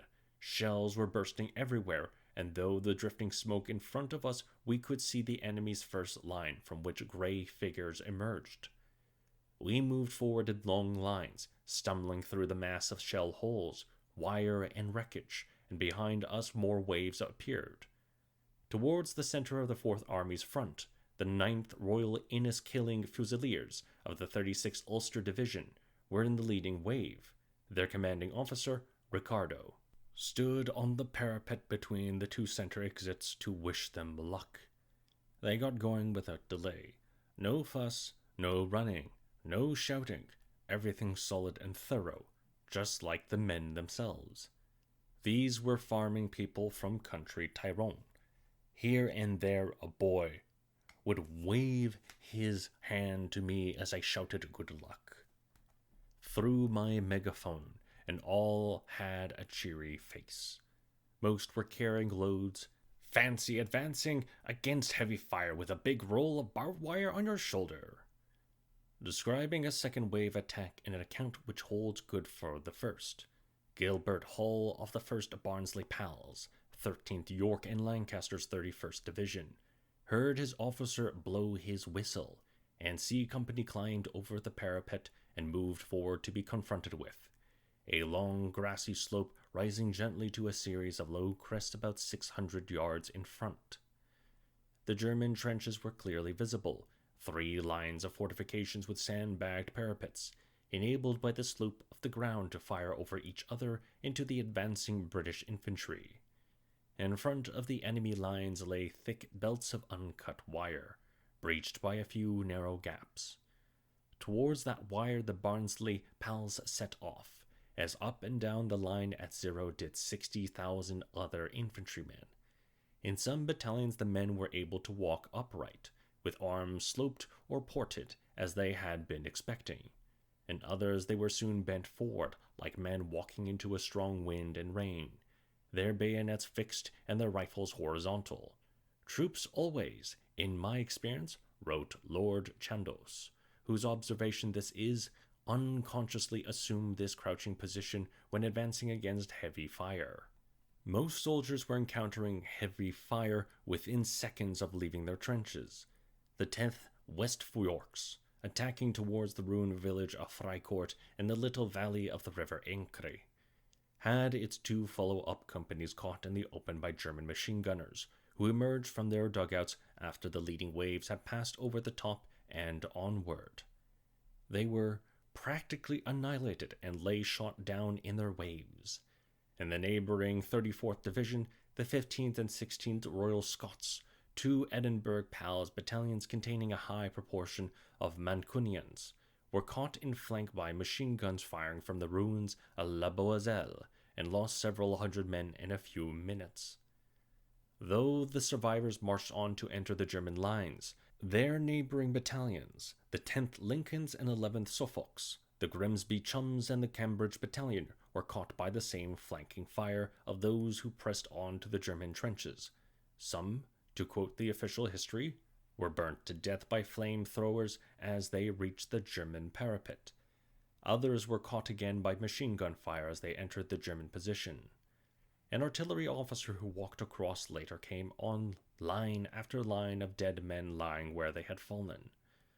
Behind the Edinburghs, the 4 Tyneside Irish battalions of the 103rd Brigade underwent a bizarre and pointless massacre. The 34th Division's commander had decided to move all 12 of his battalions simultaneously towards the German front, the 101st and 102nd Brigades from the front trench, the 103rd from the support line, called the Tara Osna line, and a little entrant known to the brigade as the Avoca Valley. All three names allusions to Irish beauty spots celebrated the Yeats and the Irish literary nationalists. This decision gave the last brigade a mile of open ground to cover before it reached its own front line, a safe enough passage if the enemy's machine guns had been extinguished. Otherwise, a funeral march. A sergeant of the 3rd Tyneside Irish, 26 Northumberland Fusiliers, describes how it was. I could see, away to my left and right, long lines of men. Then I heard the patter, patter of machine guns in the distance. By the time I'd gone another 10 yards, there seemed to be only a few men left around me. By the time I had gone 20 yards, I seemed to be on my own. Then I was hit myself. Not all went down so soon. A few heroic souls pressed on to the British front line, crossed no man's land and entered the German trenches. But the brigade was destroyed. One of its battalions had lost over 600 men killed or wounded. Another 500. The brigadier and 2 battalion commanders had been hit. A third lay dead. Militarily, the advance had achieved nothing. Most of the bodies lay on territory British before the battle had begun. In the neighbouring 32nd Division, the 16 Northumberland Fusiliers, Newcastle Commercials, and the 15 Lancashire Fusiliers, 1st Salford Pals, were also hit machine gun fire from Thepfel as they got out of their trenches. The Newcastle Commercials, following a football kicked by a well-known North Country player, several waves were cut down at once, and the commanding officers ordered the untouched companies to stay in their trenches. In the swampy valley of the Ancre, several battalions of the Ulster divisions were enfiladed by German machine guns as the men tried to cross no man's land. There, 400 yards wide, casualties were worst in the 9th Royal Irish Fusiliers, the Armagh, Monaghan and Cavan battalion of the UVF. 532 officers and men going down as rush after rush towards the wire. Orthodox tactics learned on Irish hillsides and make-believe battles 4 years before, was stopped by burst of bullets. Losses in 2 hours were almost as heavy. In the regular 29th Division on the Ulstermen's left, several battalions suffered the worst of First World War experiences. To advance across no man's land under heavy fire, only to find the enemy's wire uncut. It was uncut at many places elsewhere also, and to be machine gunned down while searching for a way through. Among them were the 1st Royal Inniskillings Fusiliers, the same Inniskillings who had stood in square to be cannonaded throughout the afternoon near the crossroads at Waterloo 101 years before. Opposite Beaumont Hamel, fired on by German machine gunners who had emerged from the recesses of Y Ravine, into which the division's amateur gunners had tried but failed to drop a shell during the bombardment. 568 Inniskillings became casualties in a few minutes, of whom 246 died.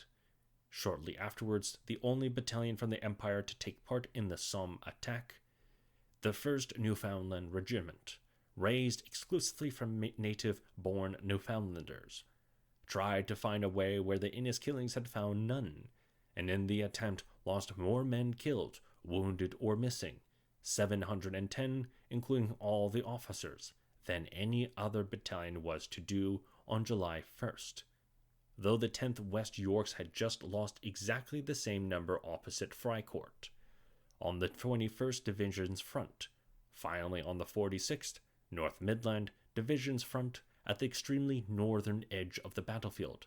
The 1/6th North Stafford and the 1/6th South Staffords, territorial battalions from Wolverhampton and Henley, each had their leading companies caught by fire opposite Uncut Wire, on which most who arrived there were shot or bombed by the defenders. Infantry versus infantry. Perhaps 20 battalions of the attacking force, out of 60 committed to the first wave, had thus been disabled in no man's land by machine gun fire, to which they had been unable to reply and whose source they had generally been unable to identify. A number had also suffered casualties from German barrage fire, true barrage fire, and that it took the form of a continuous fall of shells along a predetermined line in no man's land, laid by guns which had either escaped destruction by the British batteries or had remained masked, present but silent and so undetectable, or else had arrived on the Somme front towards the conclusion of the bombardment, an event which had given the German High Command all the notice to reinforce any general could require. The barrage had been particularly heavy on the 8th Corps' front, perhaps because its gunners were notably less well trained even than the rest in that underskilled army. It was there that there was most uncut wire, additional proof of incompetent gunnery. But for the battalions which had got through, the worst, in a collective sense, was now over, for entry into the German positions meant that the German gunners could no longer put down on them a barrage, their own troops being mixed up with the attackers, while the attackers themselves could take advantage of the Germans' own trenches to shelter from the German infantry's bombs and bullets. In practice, things were less simple and far more dangerous than this thumbnail analysis suggests, for the British could not remain in the German trenches they had reached, having objectives to reach which lay much deeper within German trenches, yet had to remain to fight for a while if they were not to be attacked in the rear when they pushed on. The Germans, moreover, had enough of the telephone cable network intact sometimes to be able to inform their batteries which trenches were in British hands, and so to be able to call down fire on them. The British had no such link with their artillery, the telephone lines they had trailed across no man's land having almost without exception, and to no one's surprise, been cut. As a result, and to complicate the pattern of activity in those battalions which had entered the German front line, the attackers were under an obligation, both to consolidate, clear the captured trench of any resisting Germans, and to follow the barrage, to walk off whither the next curtain of shellfire played on the second or third line of German trenches, or on an intervening shell hole position. Some divisional artilleries had allowed for as many as 6 of these lifts. Following a shrapnel barrage was, for all the tumult produced, not in itself a dangerous thing to do, given accurate gunnery, for the cast of shrapnel is forward, only the occasional base plate winding back to inflict injury on the infantry behind.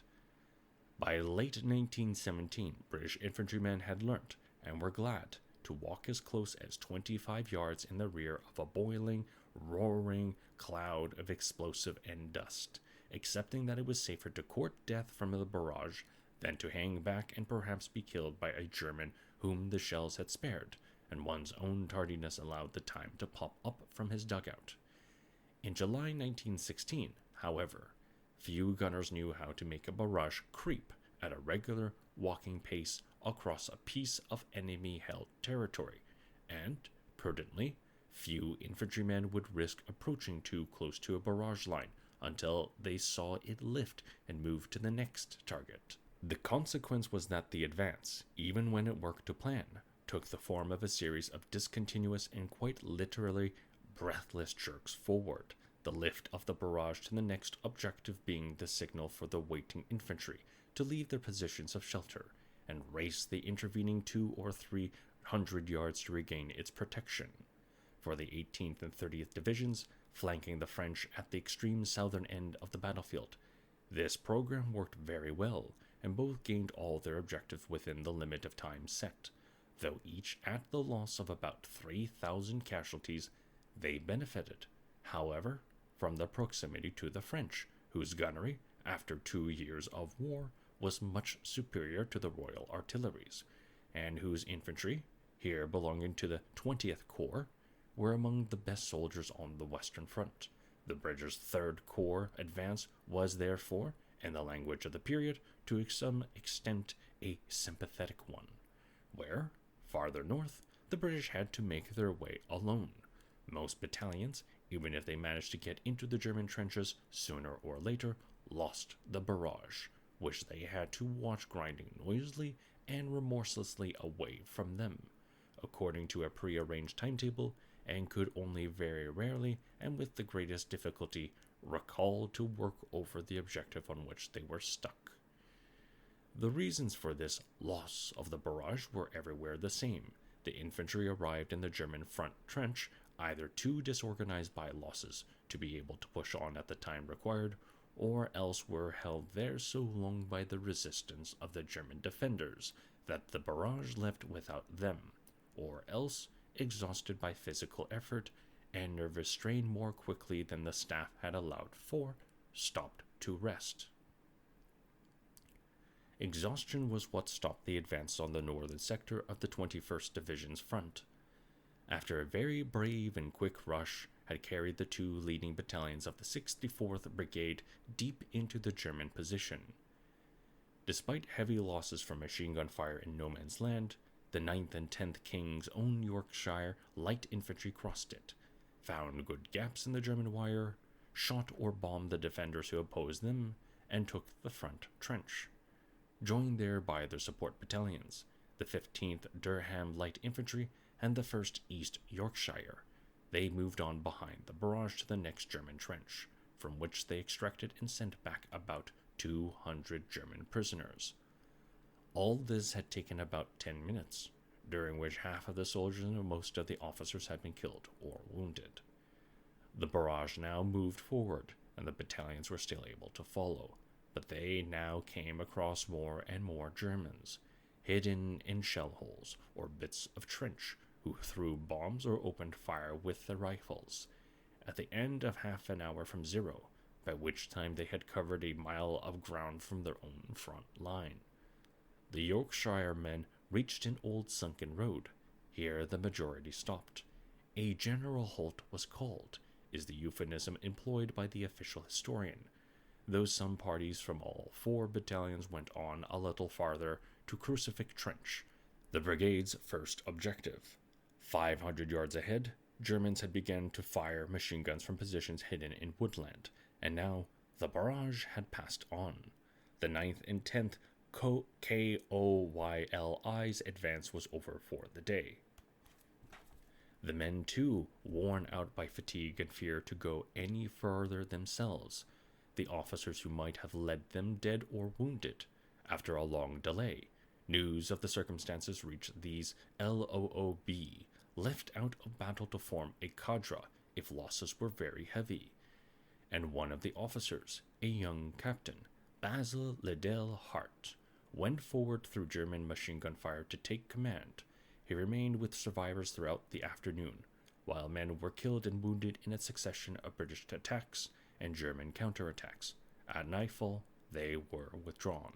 On the 8th Division's front, it was disorganization that caused the British battalions to lose the barrage. The German artillery opposite was unsubdued and put down a heavy fire into no man's land as soon as the infantry reached to within 8 yards of the wire. They had already suffered from long-range machine gun fire during the process of scaling the British parapet.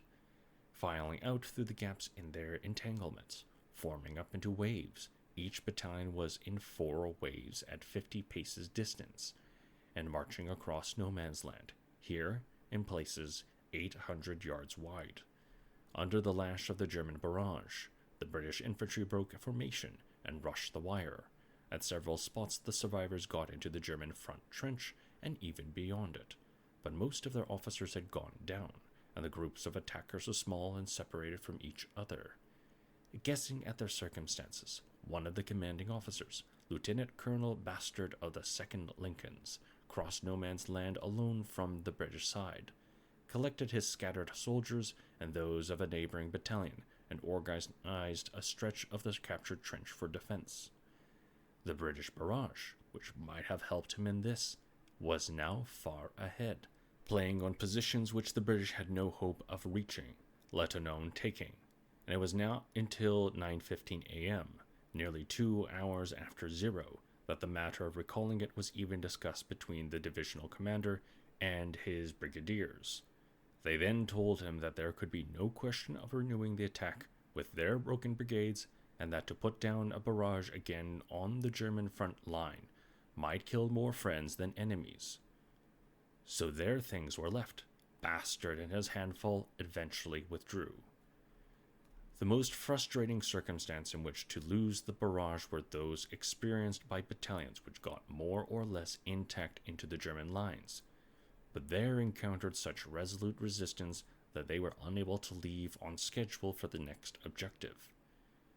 Typical of such an experience, though such experience were rare on July 1st, was that of the London Scottish, part of the 56th London Division, which had been given the divisionary role of attacking the Gommecourt salient to the north of 4th Army's front. The London Scottish was one of the most famous territorial and best of all battalions in the BEF. First of the territorial infantry to land in France, it had fought at the First Battle of Ypres in 1914, Givenchy, Festubert, and Loos in 1915, and had been in line opposite the Gommecourt salient since early May.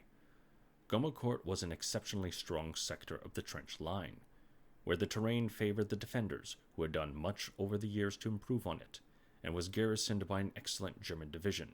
The 2nd Guard Reserve, German batteries were numerous, the fire of those of the attacked divisions being supplemented by that of batteries still farther to the north. Beyond the limit of the British offensive, yet the London Scottish, together with the other London territorials, Queen Victoria's Rifles, the Queen's Westminster Rifles, the Rangers, the London Rifle Brigade, were confident of their ability to get into the German position and secure it.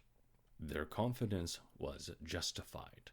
The barrage plan allotted them half an hour to clear their objectives and join hands with the 46th North Midland Division's leaders, who were to attack concentrically, leaving their trenches behind a smoke screen at 7:30 a.m. The London Scottish were at once caught by a severe standing barrage in no man's land, but pressed on and, though several officers lost direction in the smoke and led their men to the wrong sector of trench, got almost everywhere into the German front line. In several places the Germans had abandoned it, probably deliberately, at the Scots' approach, so there and everywhere they were able to press on quickly through the German second trench. On the right, one of the companies was able to reach and overpass its objective, retiring when it discovered its mistake. On the left, D Company had met heavier resistance all along, and could not reach its final objective. A 4th trench line beyond the 3 it had already captured. The time was now 8 a.m., and the divisional artillery shifted its fire, as the timetable required, to the expected point of junction with the 46th Division, far away on the London Scots left. That left them to their own devices. Worse, they were now physically isolated, for the German standing barrage did not move, continuing to rain down a curtain of shells in no man's land all morning and afternoon, preventing the movement of essential supplies from the British to the captured German trenches. A fresh supply of ammunition and bombs, particularly bombs, were what quickly became essential to the Scots, for in their isolation they were subjected to a series of counter-attacks by the Germans, who now surrounded them on three sides. These counterattacks provide an excellent example of what trench fighting in the First World War was like, and why it took the form it did. The weight of fire overhead, from both field guns and machine guns, kept attackers and defenders alike in the trenches. The trenches, nevertheless, gave them access to each other, being part of a continuous system or grid, fire trenches running in one direction, communication trenches athwart them in another.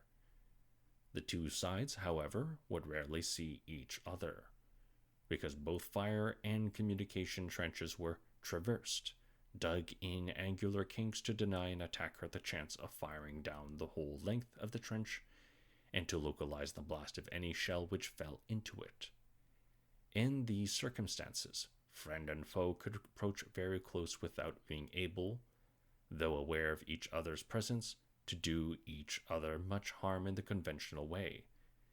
An impasse could result, to be resolved sometimes by an individual or group on one side or the other deciding to go over the top, or go above ground. Sergeant Gurney of D Company was killed doing that during the initial advance, jumping up the side of the trench to get at some Germans who were holding up the attack round the corner. The normal method of resolving the impasse, however, was by bombing, the throwing of a hand grenade over the top of the traverse, and running round to arrive just after it exploded. If played seriously, it was an extremely dangerous game, for one could run into the explosion of one's own grenade, or into the fire of an unwounded enemy soldier, or into the grenade of someone bombing from the next traverse up. Equally, it could be nearly a sham combat, with the two sides sticking prudently to their own traverses, and the grenades falling harmlessly in the bay between them. Here, in the trenches which the London Scottish had captured, it became something else, a static attritional affair, the Scots having blown in several sections of trench around them, using explosives brought by accompanying Royal Engineers, and so having enclosed themselves in an earthwork stockade. Inside it they ought to have been secure, and could have expected eventually to have the section of trench they had captured incorporated in the British system on the other side of no man's land by new digging. Several circumstances militated against this outcome. They were overlooked from three sides. The trenches had been so knocked about by the British bombardment that the occupants were exposed to fire in many places. The Germans had artillery available to bombard them from close range, and fresh infantry to deliver counterattacks. The barrage and no man's land prevented either supplies or reinforcements from crossing. On the far side, the London Scots commanding officer, who had been left out of battle, became aware of his company's plight, and got together a relief party. It set off in three groups between 9 and 10 a.m., each burdened with bandoliers of ammunition and boxes of bombs. Only 3 of the 59 who started to go through, and through this does not mean that all of the rest were hit. Some presumably decided to take shelter in shell holes. The figures do testify to the weight of fire which the Germans were laying on and over the London Scots position. 2 of the 4 company commanders were by then out of action, and, soon after 2 p.m., a third was killed. The burden of managing the defense now fell wholly upon the 4th, Captain Sparks. The better to direct the fighting, he was often seen standing and moving on the unbroken ground between the trenches. Conduct which would have attracted admiration at Waterloo, and, when displayed on a First World War battlefield, beggars powers of eulogy. His men, though less exposed, were steadily being wounded or killed by bomb blast or sniping shots, and though his garrison was occasionally reinforced by refugees from even harder pressed battalions. On his left flank, the Rangers, Kensingtons, and Queen Victorias. It was dwindling in strength. The men who were left were running out of ammunition fast, and like defenders of some imperial fortlet on the veldt or the frontier, kept their rifles going throughout the hot afternoon with rounds extracted from the pouches of the casualties. By 4 p.m., Captain Sparks recognized that his tiny force, now under attack by 13 German infantry companies from 3 different regiments, was about to go under. He sent the following message back across no man's land. I am faced with this position. I have collected all bombs and cartridges from casualties. Every one has been used. I am faced with 3 alternatives. A. To stay here with such of my men as are alive and be killed. B. To surrender to the enemy. C. To withdraw such of my men as I can. Either of these first 2 alternatives is distasteful to me. I propose to adopt the latter. Using discarded German rifles and ammunition, he and 4 NCOs made a final stand in the German front trench, while the other survivors escaped into no man's land. There, most of them, including Sparks, hid until darkness fell and allowed them to regain the British lines. During the day, the London Scottish, which had numbered 856 at dawn, had been reduced by death or wounds to 266. The view from across no man's land. Such was one result, duplicated at 30 or 40 other points up and down the Somme battlefield on the evening of July 1st, of trusting in the power of contemporary artillery to destroy an enemy position and shoot the infantry through its ruins. The 4 forms of failure just examined do not exhaust the list of mishaps consequent on such an undertaking. The Ulster Division failed to carry its final objective, after a very rapid advance to its first, because the British barrage actually held it up, so allowing the Germans time to man with reinforcements brought from the rear positions which the Ulstermen would otherwise have found empty. Understandably, therefore, the Ulster Division counted July 1st a victory, and the date, which also happens to coincide with the anniversary of the Battle of the Boyne, Old Style, is observed by the Protestants of the province as one of their holy days.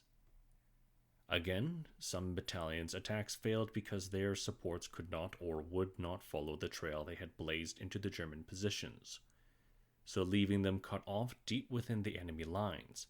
This seems to have been the fate of some of the 12th York and Lancasters, whose graves were found on November the 13th at the very end of the battle, when the village of Serre, one of the uncaptured first-day objectives, at last fell into British hands. Many battalions of the second wave failed to make their attacks work because, arriving in the German trenches, they became so intermingled with the survivors of a battalion which had gone over before them that they had lost order and cohesion themselves. But some battalions, one should not forget, succeeded. The 7th Division took Somme, the 18th most, the 30th all its first objectives, and battalions of the 21st and 34th secured sizable sections of the German trenches opposite their own. The French, better trained, more experienced, with much more heavy artillery, had taken all their first-day objectives and would have gone on if the plan had provided for unexpected success. The first day of the Somme had not been a complete military failure, but it had been a human tragedy. The Germans, with about 60 battalions on the British Somme front, though about 40 in the line, say about 35,000 soldiers, had killed or wounded about 6,000. Bad enough, but it was in the enormous disparity between their losses and the British that the weight of the tragedy lies. The German 180th Regiment lost 280 men on July 1st, out of about 3,000. Attacking it, the British 8th Division lost 5,121 out of 12,000, of whom 21,000 had been killed, most in the first hour of the attack, perhaps the first minutes. The trenches, wrote Robert Key 50 years later, were the concentration camps of the First World War, and though the analogy is what an academic reviewer would call unhistorical, there is something Treblinka-like about almost all accounts of July 1st, about those long, docile lines of young men, shoddily uniformed, heavily burdened, numbered about their necks, plodding forward across a featureless landscape to their own extermination, inside the barbed wire. Accounts of the Somme produce in readers and audience much the same range of emotions as do descriptions of the running of Auschwitz: guilty fascination, incredulity, horror, disgust, pity, and anger. And not only from the pacific and tender-hearted, not only from the military historian, on whom, as he recounts the extinction of this brave effort for that, falls an awful lethargy, his typewriter keys tapping leadenly on the paper to drive the lines of print, like the waves a Kitchener battalion failing to take its objective, more and more slowly towards the foot of the page, but also from professional soldiers. Anger is the response which the story of the Somme most commonly evokes among professionals. Why did the commanders not do something about it? Why did they let the attack go on? Why did they not stop one battalion following in the wake of another to join it in death? Some battalions were stopped on the northern face of the Gaumecourt salient, where the 46th North Midland Division's attack had failed completely with heavy loss in the morning. One of the brigade commanders, Brigadier General H.B. Williams, who had seen the 1/6th North Staffordshire and 1/6th South Staffordshire massacred shortly after 0, declined to send forward their sister battalions, the 1/5th North Staffords and the 1/5th South Staffords, later in the afternoon. The whole of the 10th and 12th Brigades, in 4th Division, were held back from a pointless renewal of the attack north of Beaumont-Hamel. About the same time, and in the evening, General de Lisle, commanding the 29th Division, countermanded orders for the 1/4th and 1/5th King's Own Yorkshire Light Infantry, which had been brought forward from 10 Corps Reserve, to make a further attempt on the corpse-strewn slopes of Thiepval. There were other reprieves, but the majority of battalions scheduled to attack did so, no matter what had happened to those which had preceded them. There are a number of ways of explaining why this should have been so. Normal military sense of commitment to a plan was one reason. The spirit of contemporary generalship, schooled to believe in the inevitability of heavy casualties, another. The mood of self-sacrifice which had the Kitchener armies in its grip, a third. But most important of all was the simple ignorance of what was happening which prevailed almost everywhere on the British side of no man's land throughout most of the day. Even 60 years later, it is very difficult to discover much that is precise, detailed, and human about the fate of a great number of the battalions of the Fourth Army on July 1st.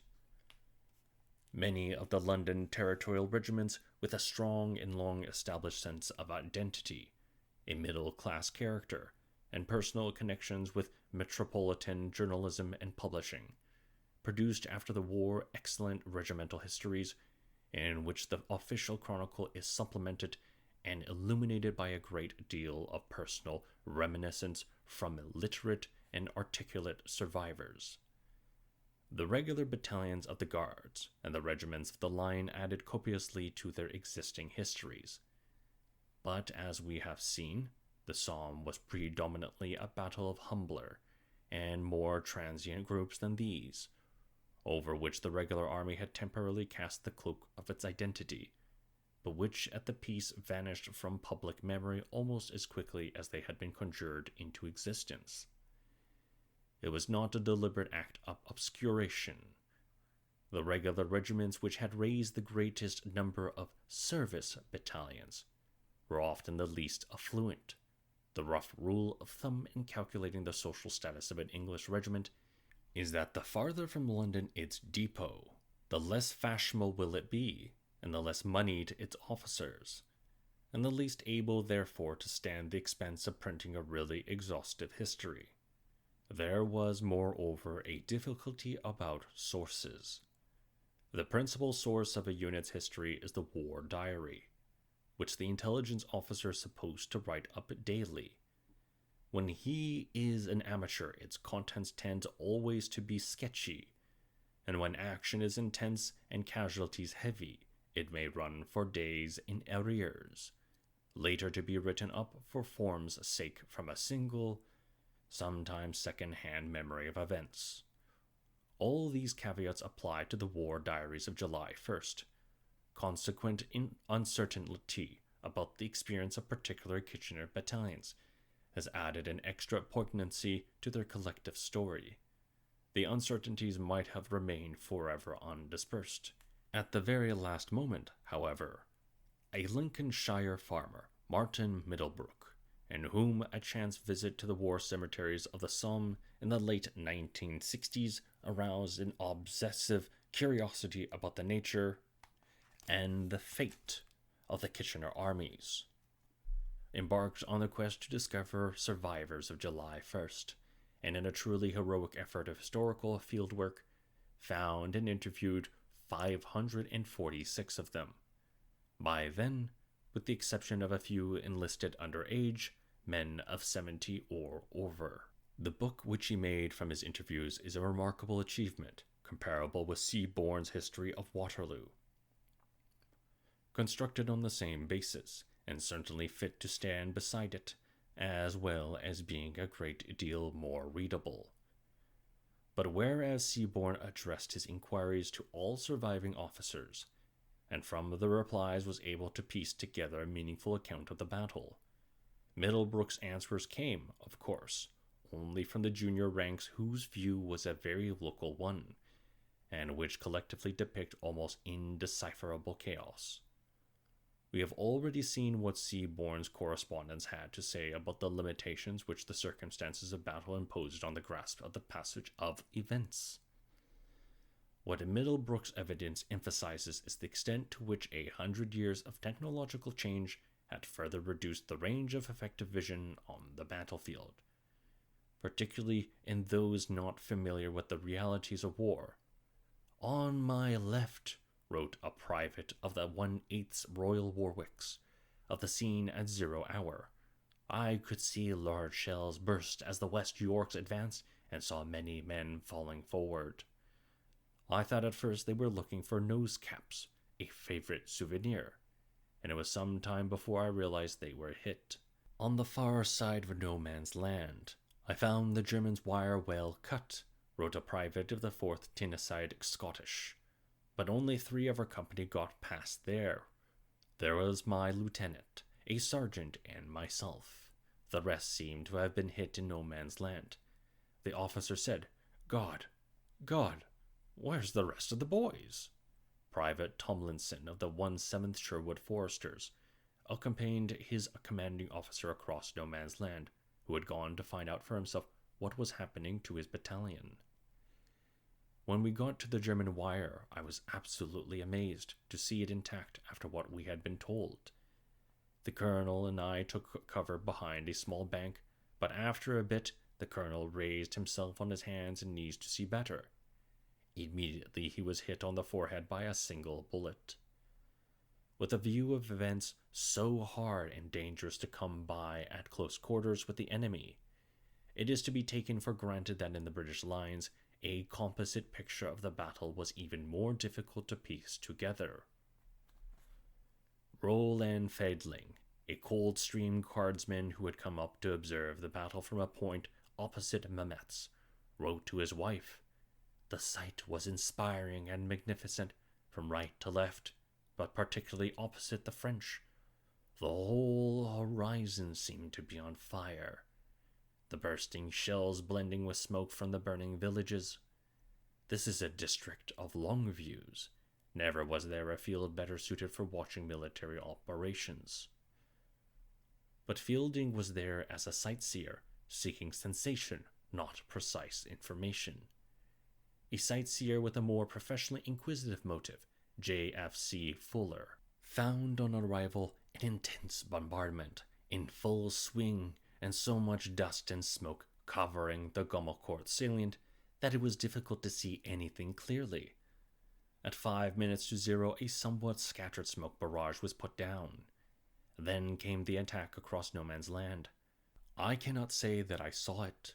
All I can vouch for is that a little later on through my glasses, I did see several groups of men, presumably of the 139th Brigade, moving towards Pigeonwood. A commanding officer on the Gomacourt sector, almost under Fuller's eyes, Colonel Dickens of Queen Victoria's Rifles saw even less than he did. For 2 hours after 0, no news whatsoever was received from the front, which was only about 1,000 yards distant, all communication visuals and telephonic having failed, beyond answering appeals from the brigade. Next headquarters upward. For information, we had leisure to observe what was going on, but he learnt nothing until, after 9 o'clock, he was visited by 2 plucky runners, who had returned to our line through the barrage. Why should he have had to depend on runners? The reason is simple to explain. The communication system in 4th Army, resembling in essentials that installed up and down the Western Front and on both sides of no man's land, was a comprehensive one. It was based on the telephone and the telegraph, the latter replacing the former where amplification was difficult to ensure, and ran through an extremely elaborate network of land line and air line. Airlines from the major headquarters, GHQ, at Montreal, and 4th Army HQ at Querox, 15 miles from the front, to Corps and Division, with as much lateral branching as was necessary to make communication to a flank possible. Forward of division to brigade and battalion, the lines left their poles to descend earthward, becoming land lines. By this stage of the war, no longer strung vulnerability along the walls of the communication trenches, but buried under the duckboards on the floor. The nearer it approached the front trench, the deeper was it buried, until in the forward zone it reached a depth of 6 feet. The installation of this 6-foot bury had been one of the most time-consuming preparations for the offensive, but was justified by the security of communication it provided even under the heaviest enemy shell fire. It had, however, one disabling shortcoming. It stopped at the edge of no man's land. Once the troops left their trenches, as at 7:30 a.m., on July 1st they passed beyond the carry of the signal system into the unknown. The army had provided them with some makeshifts to indicate the position: rockets, 10 triangles sewn to the backs of their packs as air recognition symbols, lamps and flags, and some one-way signaling expedients, Morse shutters, semaphore flags, and carrier pigeons. But none were to prove of real use on July 1st. Indeed, these items seem only to have further encumbered men already heavily laden, in a fashion more reminiscent of explorers setting off on an expedition than soldiers entering battle.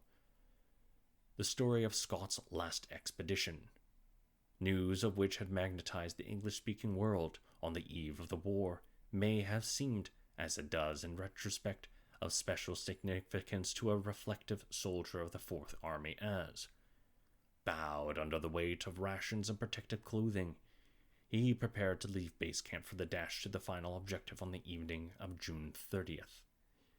It has its parallels in the fate of the vanished party of the 12th York and Lancasters, whose bodies were discovered 5 months after the attack in the heart of the German position. That a party could disappear so completely, not in the Antarctic waste but at a point almost within visual range of their own lines, seems incomprehensible today. So attuned are we to thinking of wireless providing instant communication across the battlefield. But the cloud of unknowing which descended on a First World War battlefield at 0 hour was accepted as one of its hazards by contemporary generals. Since the middle of the 19th century, the width of battlefields had been extending so rapidly that no general could hope to be present, as Wellington had made himself at each successive point of crisis. Since the end of the century, the range and volume of small arms fire had been increasing to such an extent that no general could hope to survey, as Wellington had done, the line of battle from the front rank. The main work of the general, it had been accepted, had now to be done in his office before the battle began, and indeed one of the pieces of military literature most talked of in the British Army before the First World War was a short story, A Sense of Proportion, by General Sir Edward Swinton, which had as its central character a general, obviously based on the great Moltke, who, having made his disposition on the eve of battle, spends its hours casting flies for trout, serene in the assurance, which the story's conclusion vindicates, that he had done all he could. No British general spent July 1st fishing, but the spirit which informs the plans laid by the Fourth Army, whether those of a formation like 13th Corps, equivalent in size to Wellington's Waterloo Army, which ran to 31 pages. Wellington issued no written plan for Waterloo, or of a unit like Queen Victoria's Rifles, a force of under 1,000 men, which runs to 20 numbered paragraphs, is essential Swintonian. It is a spirit not of providing for eventualities, but rather of attempting to preordain the future, a spirit borne out by the language of the orders. Infantry and machine guns will be pushed forward at once. The siege and heavy artillery will be advanced. After the capture of their final objective, the 30th Division will be relieved by the 9th Division. Man's attempts at preordination are always risky and require as a minimum precondition for success the cooperation of all concerned. Upon that of the Germans the British could not, of course, count. Consequently, at every point where the future threatened to resist preordination, Haig and Rawlinson had reassured themselves by lengthening the duration of the bombardment, adding to the targets to be destroyed, increasing the ratios of troops to space. The effect of these reassurances was to complicate the plan, and the complication of a plan which would depend for its success on the smooth interaction of a very large number of mutually dependent elements invited its frustration. Interaction requires articulation.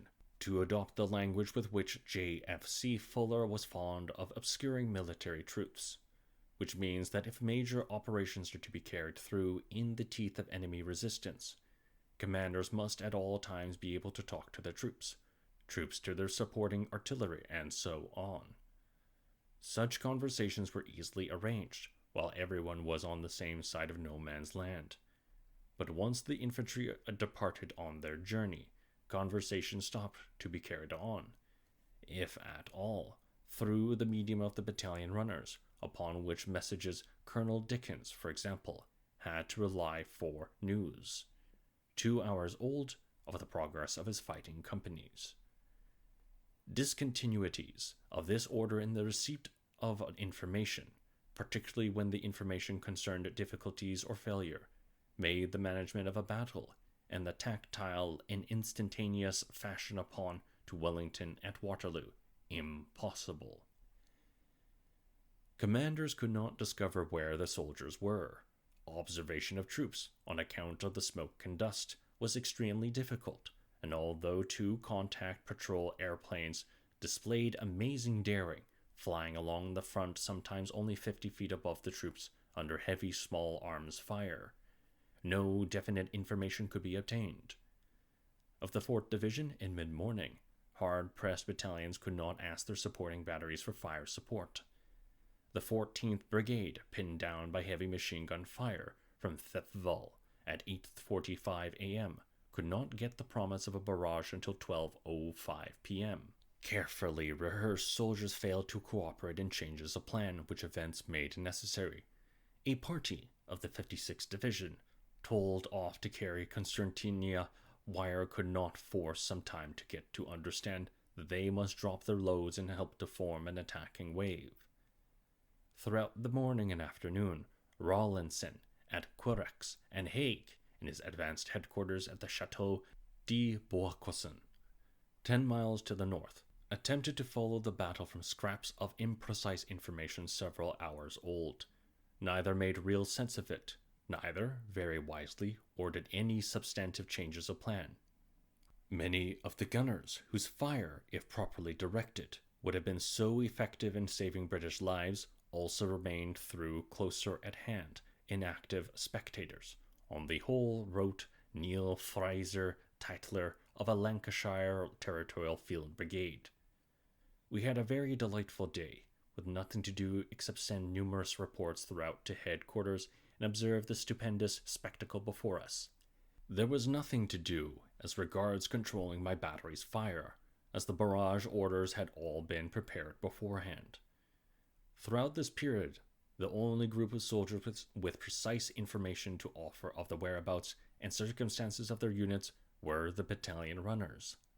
It is ironic to reflect that the taunt thrown into the faces of so many highly trained German great general staff officers, excluded by official policy from service in the trenches, by Hitler, ex-runner of the 16th Bavarian Reserve Regiment, that he knew more about the realities of war than they, had, after all, a coarse grain of truth to it. The wounded. Given that the High Command spent most of July 1st in ignorance of how the Fourth Army was faring, its passivity is excusable. Given its silence, the persistence of lower headquarters, too, in sticking to the plan is quite understandable.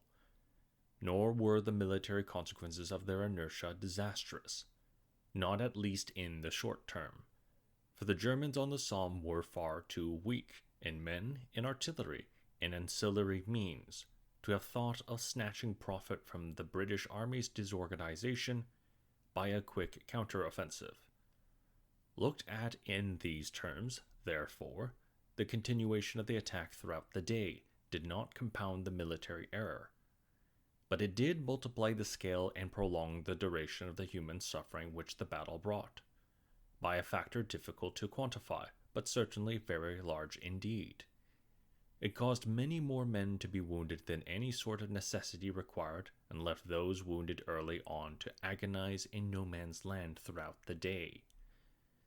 Waterloo wounds, when not instantly lethal, had in many cases extremely unpleasant consequences, fatal septic aemia and peritonitis being the most obvious. But Waterloo wounds, cannon wounds apart, had been in general single and simple penetrations or perforations by lances or low-velocity bullets, cuts by swords, if the bleeding they caused was not too severe, if dirt was not carried into the wound or the intestines opened, the patient's chances of survival were better than we would expect. The wounds suffered by the human body on the Somme were of a far greater variety and degree of severity than any Waterloo surgeon would have seen. Edged weapon wounds would have almost disappeared, for though the marks of bayonets were found on a number of bodies, it was presumed that they had been inflicted after the victim was dead.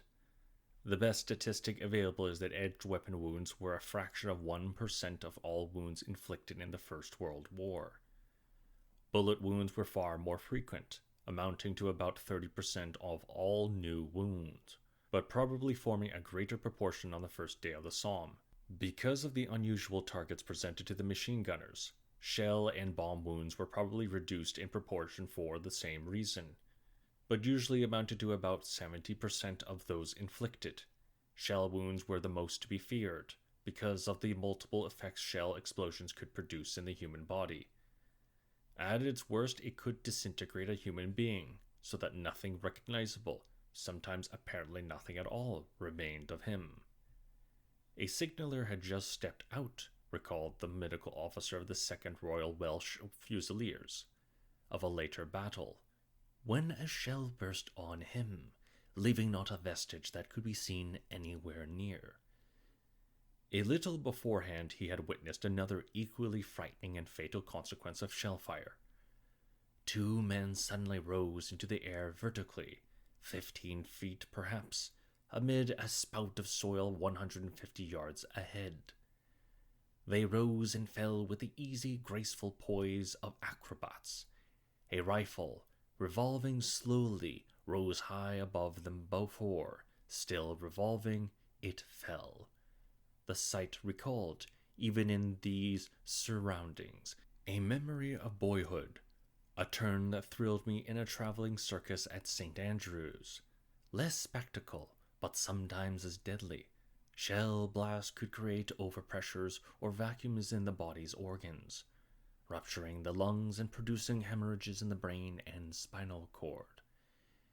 It was effects of this sort which killed 3 Welsh Fusiliers sitting in a shell hole, with no more visible mark on them than some singeing of their clothing. Much the most common wounding by shell fire, however, was by splinter or shrapnel ball. Such projectiles traveled fairly slowly and rapidly lost their velocity. To that extent, they were less to be feared than bullet wounds. But they often traveled in clusters, which would inflict several large or many small wounds on the same person. The splinters were irregular in shape, so producing a very rough wound with a great deal of tissue damage, and they frequently carried fragments of clothing or other foreign matter into the body, which made infection almost inevitable. Very large shell fragments could, like Waterloo cannonballs, amputate limbs, decapitate, bisect, or otherwise grossly mutilate the human frame. As a killing agent over long as well as short ranges, however, the bullet was champion, unlike the musket ball which, moving at slow speed and without rotating, merely drove a clean path for itself through soft tissue. The high-velocity conical bullet, spinning quickly about its long axis, could produce inside the human body a variety of extremely unpleasant results. At best, it left a neat channel, with the exit wound the same size as the entry. Should it be caused to tumble inside the body, however, either on hitting bone or for some ballistic reason, its path beyond the point of tumble became very much enlarged, and the exit wound, often mistaken by amateurs for the entry, explosive in appearance. The effects of a tumble produced by striking bone were enhanced by the bone's secondary projectiles, which produced massive damage to tissues around about. Some bullets also set up hydraulic effects, their passage driving bodily fluids away from the wound attack at pressures which surrounding tissues could not withstand. The lower frequency of bullet wounds, noted in the medical statistics, may thus have been due to the bullet's greater initial lethality, for the doctors noted the nature of wounds brought to them for treatment, not those inflicted on the bodies of all soldiers. It is suspicious, for example, that, at one major casualty clearing station, the proportion of bullet wounds of the chest to all other gunshot wounds was, during a year of serious fighting, about 3%. Much of the wounding produced by the weapons of trench warfare, to say nothing of its volume, was new to surgeons. All armies, and particularly the British, had made remarkably successful efforts, however, to meet the surgical problems with which the war confronted them. For the Somme, and for some time beforehand, bed space had been provided to receive extra wounded soldiers evacuated from a battle. Anesthetics, antiseptics, dressings, and instruments were freely available, and every soldier carried, soon to his uniform, a packet containing a sterile, first field dressing.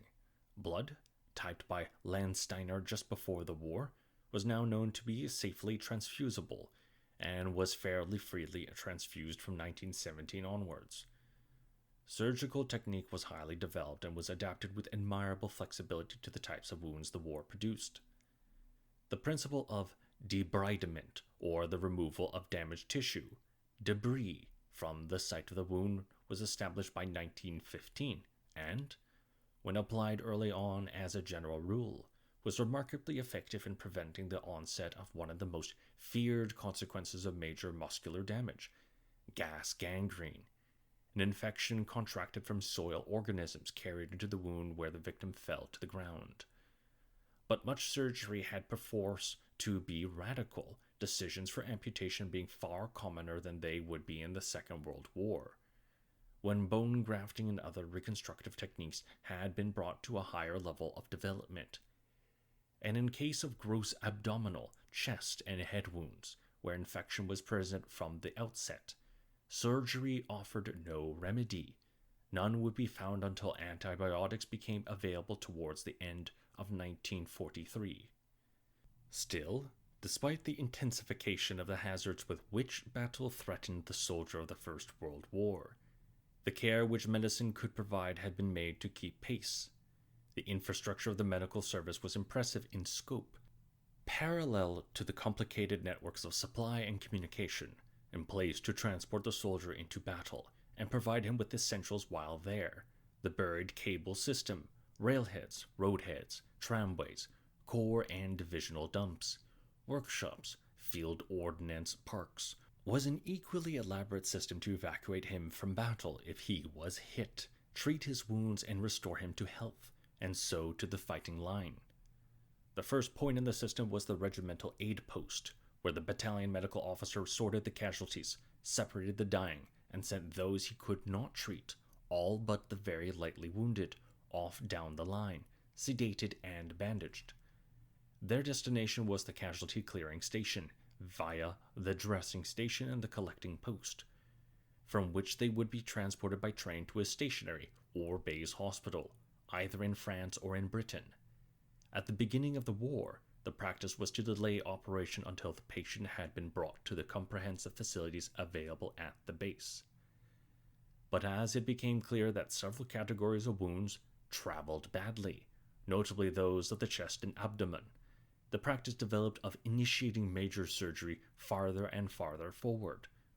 By 1916, the casualty clearing station had become the principal seat of life-saving surgery, but it was also undertaken by special traveling surgical teams in advanced dressing stations within medium gun range of the enemy. There remained, nevertheless, a brutal selectivity about military surgery which the practitioners did their best to hide from the patients but could not disguise from themselves. It was called triage, or the sorting out from the vocabulary of the French army, which it instituted, and required surgeons, from the press of casualties flowing in during a battle, to send on those who could stand the journey and to choose, from the group remaining, which men were worth subjecting to serious surgery and which must be left to die. The greater the press of casualties, the larger the latter group. A casualty clearing station usually contained a special tent, known tacitly as the moribund ward, in which the unlucky third of the triage group were congregated. But unlucky is a very relative term to use in such circumstances. The patients of the moribund ward were sedated, washed, fed, given to drink, comforted by female nurses, shielded from the fact of their approaching death. To have reached the moribund ward was to have been spared the worst which battle could inflict on the wounded soldier of that, or, indeed, of any war, and which the wounded of the Somme suffered in their thousands on July 1st, to die alone and in pain on the battlefield. For in the elaborate chain of medical arrangements provided by Fourth Army was a weak or perhaps missing link. To the rear of the advanced dressing station, transport was plentiful. Forward of the regimental aid post, transport was very sparse. The evacuation of the wounded in a battalion fell on 32 stretcher bearers, capable of carrying 16 wounded between them, and needing an hour or more for each journey.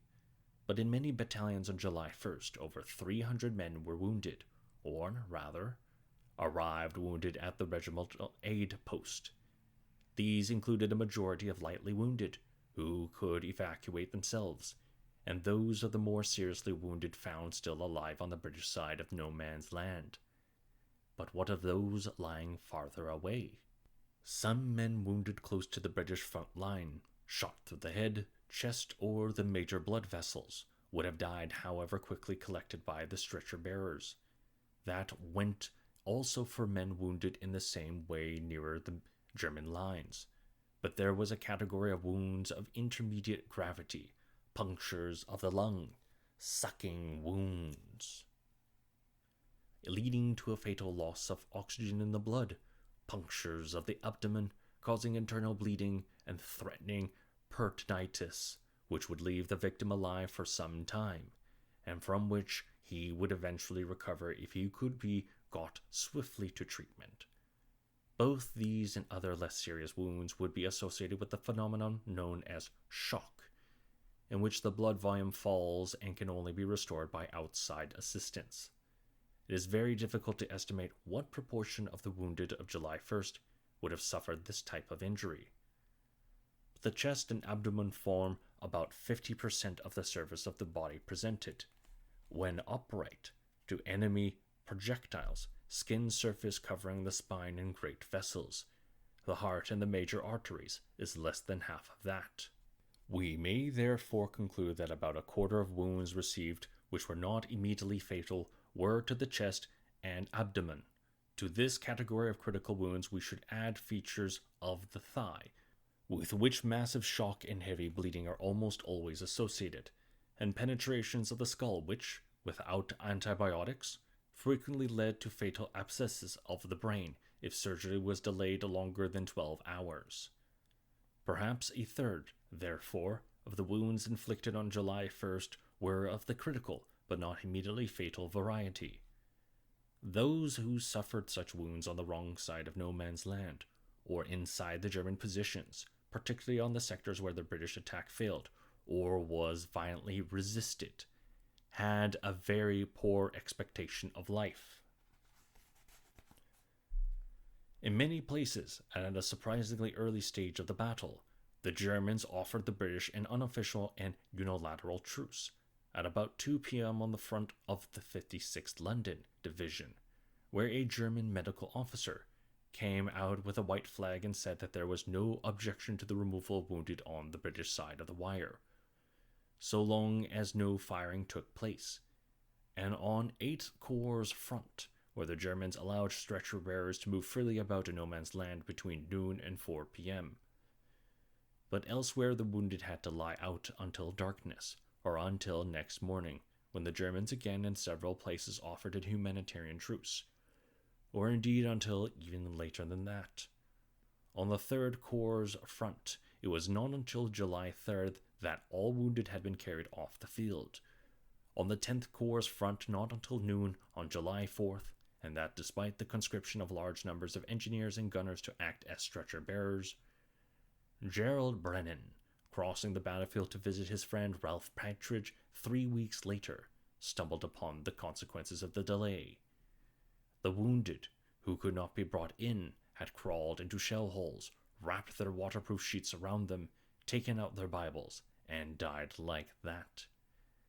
It may be, therefore, that as many as a third of the 21,000 killed and missing on July 1st died as a result of wounds from which they would have had a chance of recovering if they could have been brought even to the regimental aid post within the first hours of injury. The will to combat. The late 20th century soldier does not expect to be left to die of his wounds on the battlefield. For the reduction of delay in evacuating the wounded soldiers from the point of injury to the point of first aid in the period since 1918 has been striking, and represents easily the most important of the many advances achieved in modern military medicine. In Western armies during the Second World War, the delay between suffering injury and arriving at the aid's post was commonly reduced to under an hour. In Vietnam, where casualty evacuation helicopter pilots were trained to land in the fire zone and under fire, it averaged 15 minutes, rather less than the victim of a civilian traffic accident might spend in an ambulance. The patient, moreover, can now be transfused in the helicopter and landed at a hospital, offering a complete range of resuscitation facilities and expert surgery in a variety of specialties. Today, the victim is unlucky who, escaping death outright, succumbs to the effects of his wounds. The early 20th century soldier already perceived the hope of life which the novel combination of expert surgery, anesthetics, and aspeses offered if he should be hit. But it was a perception less immediate than that which he had of the dangers, enormously magnified since Waterloo, of the battlefield on which he had to move, and of the gravity, equally magnified, of the sort of wound he could suffer on it. What, given these perceptions, was it which impelled him to leave cover, advance, and engage in combat in such circumstances? Not everyone, even at a high moments of the war, was prepared to do so. On the eve of the Somme, quintessentially a high moment, a number of soldiers inflicted wounds on themselves to avoid having to jump the parapet. At low moments of the war, of which the latter stages of the Third Battle Ypres, also known as Passchendaele, yielded many, some British battalions realistically accepted that some men would not or could not stand the strain of action and excused them from duty, to gratify a mawkish humanitarianism, wrote the excessively tough-minded medical officer of the 2nd Royal Welsh Fusiliers on October 15th, 1917.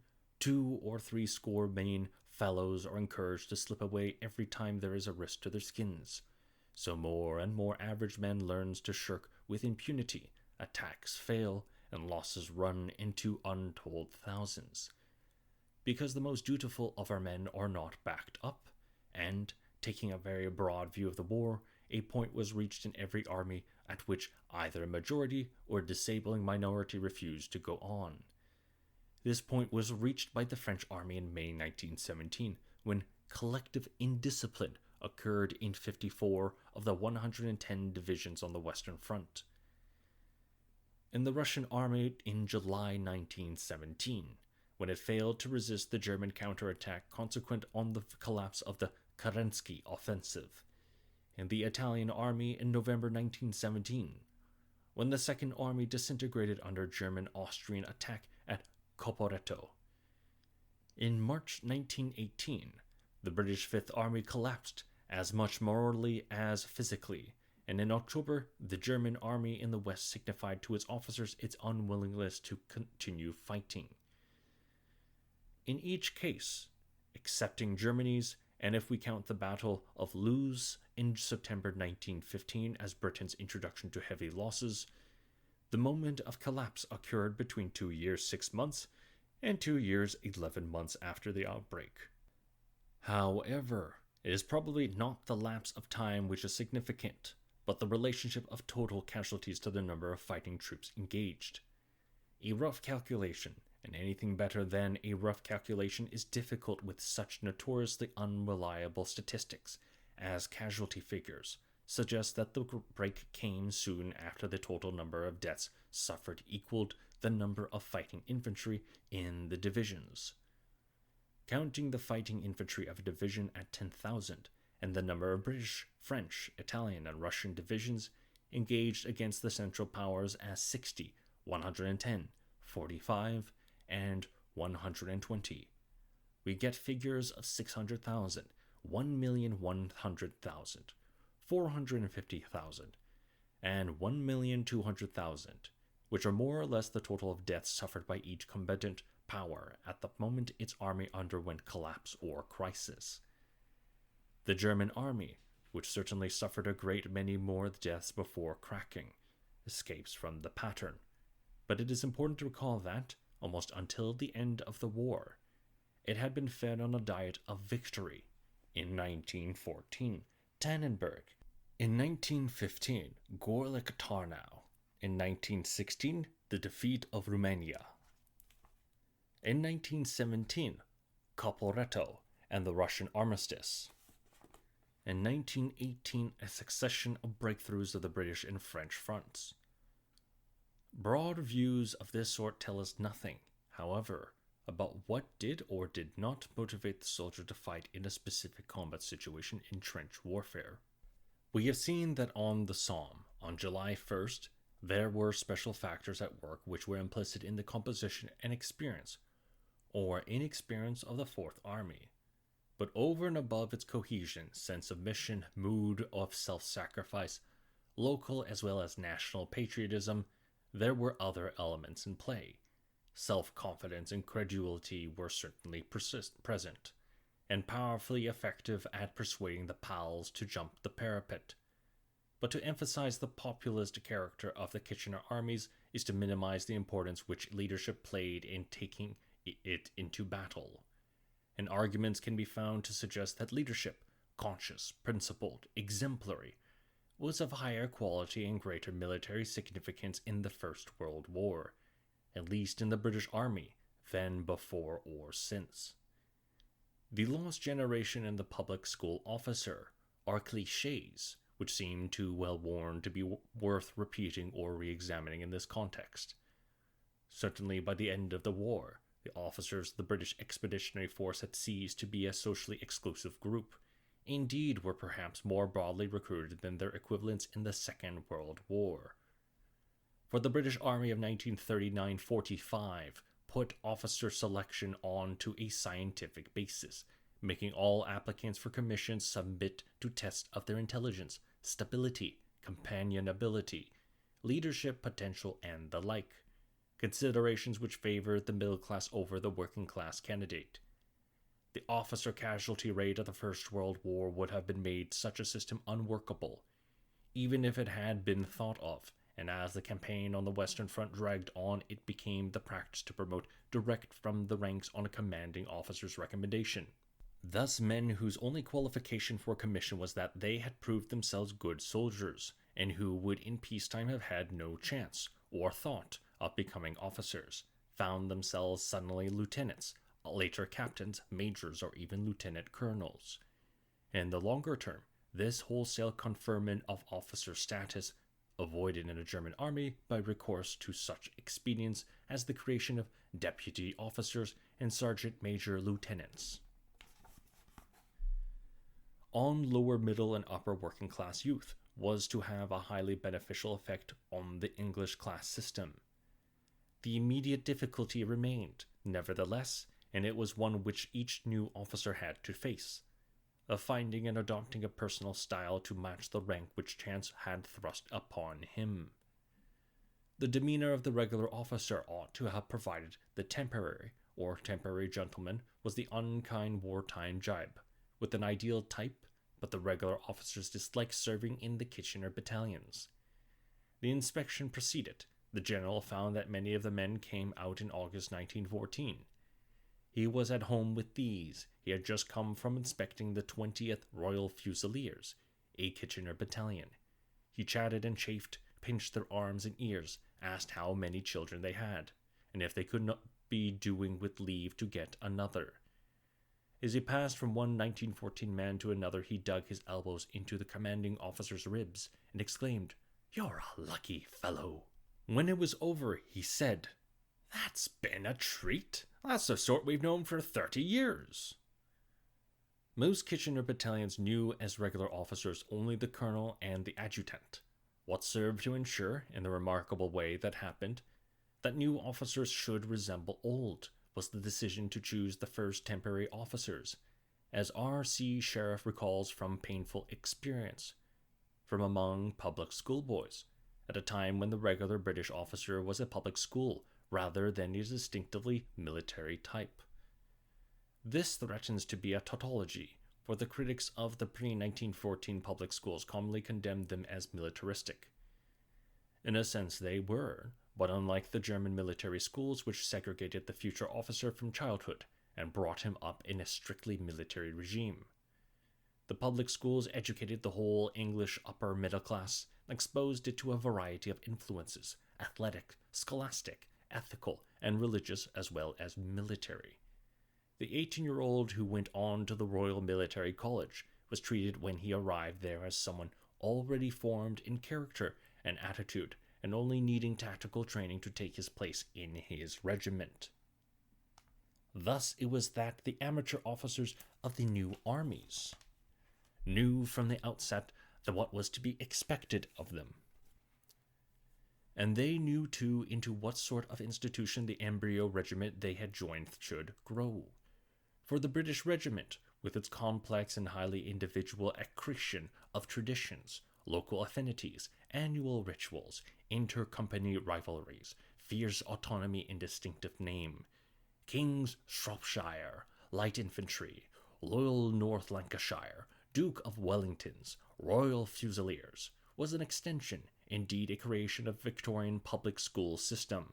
simply by being themselves. Therefore, the first amateur officer provided their untrained soldiers both with an environment and a type of leadership almost identical to those found in a regular peacetime regiment. They organized games for the men and took part themselves, because that was the public school recipe for usefully occupying young males in their spare time. They organized competitions between platoons and companies in cross-country running, rifle shooting, and trench digging, because competition was the dynamic of public school life. They saw to the men's food, health, cleanliness, because as seniors they had been taught to do the same for junior boys. They administered automatically the military code of rewards and punishments, because it mirrored the system in which they had been brought up. And they took their men to church because it was there on Sundays that the school went en masse. It is important not to exaggerate the piety of the public school officer of the new armies. Some, like the most famous of them, Rupert Brooke, had become intellectual agnostics at the university. Some were indifferent or non-committal in a way which would have made them instantly at home in Wellington's army. Graham Greenwell, an 18-year-old Wakamist, whose diary is an important corrective to some lost generation myths, seems to have lived a healthily pagan life for 4 years, sharing with Julian Greenfell, a regular officer, the view that, in the latter's words, war is like a big picnic without the objectlessness of a picnic, before which he had never been so well or so happy. Greenfell was unlike Greenwell, however, instinctively actually to enjoy killing Germans, for which he had had a special sniping rifle made. Many of the amateur officers and some of the regulars, in the early stages at least, shrank from killing.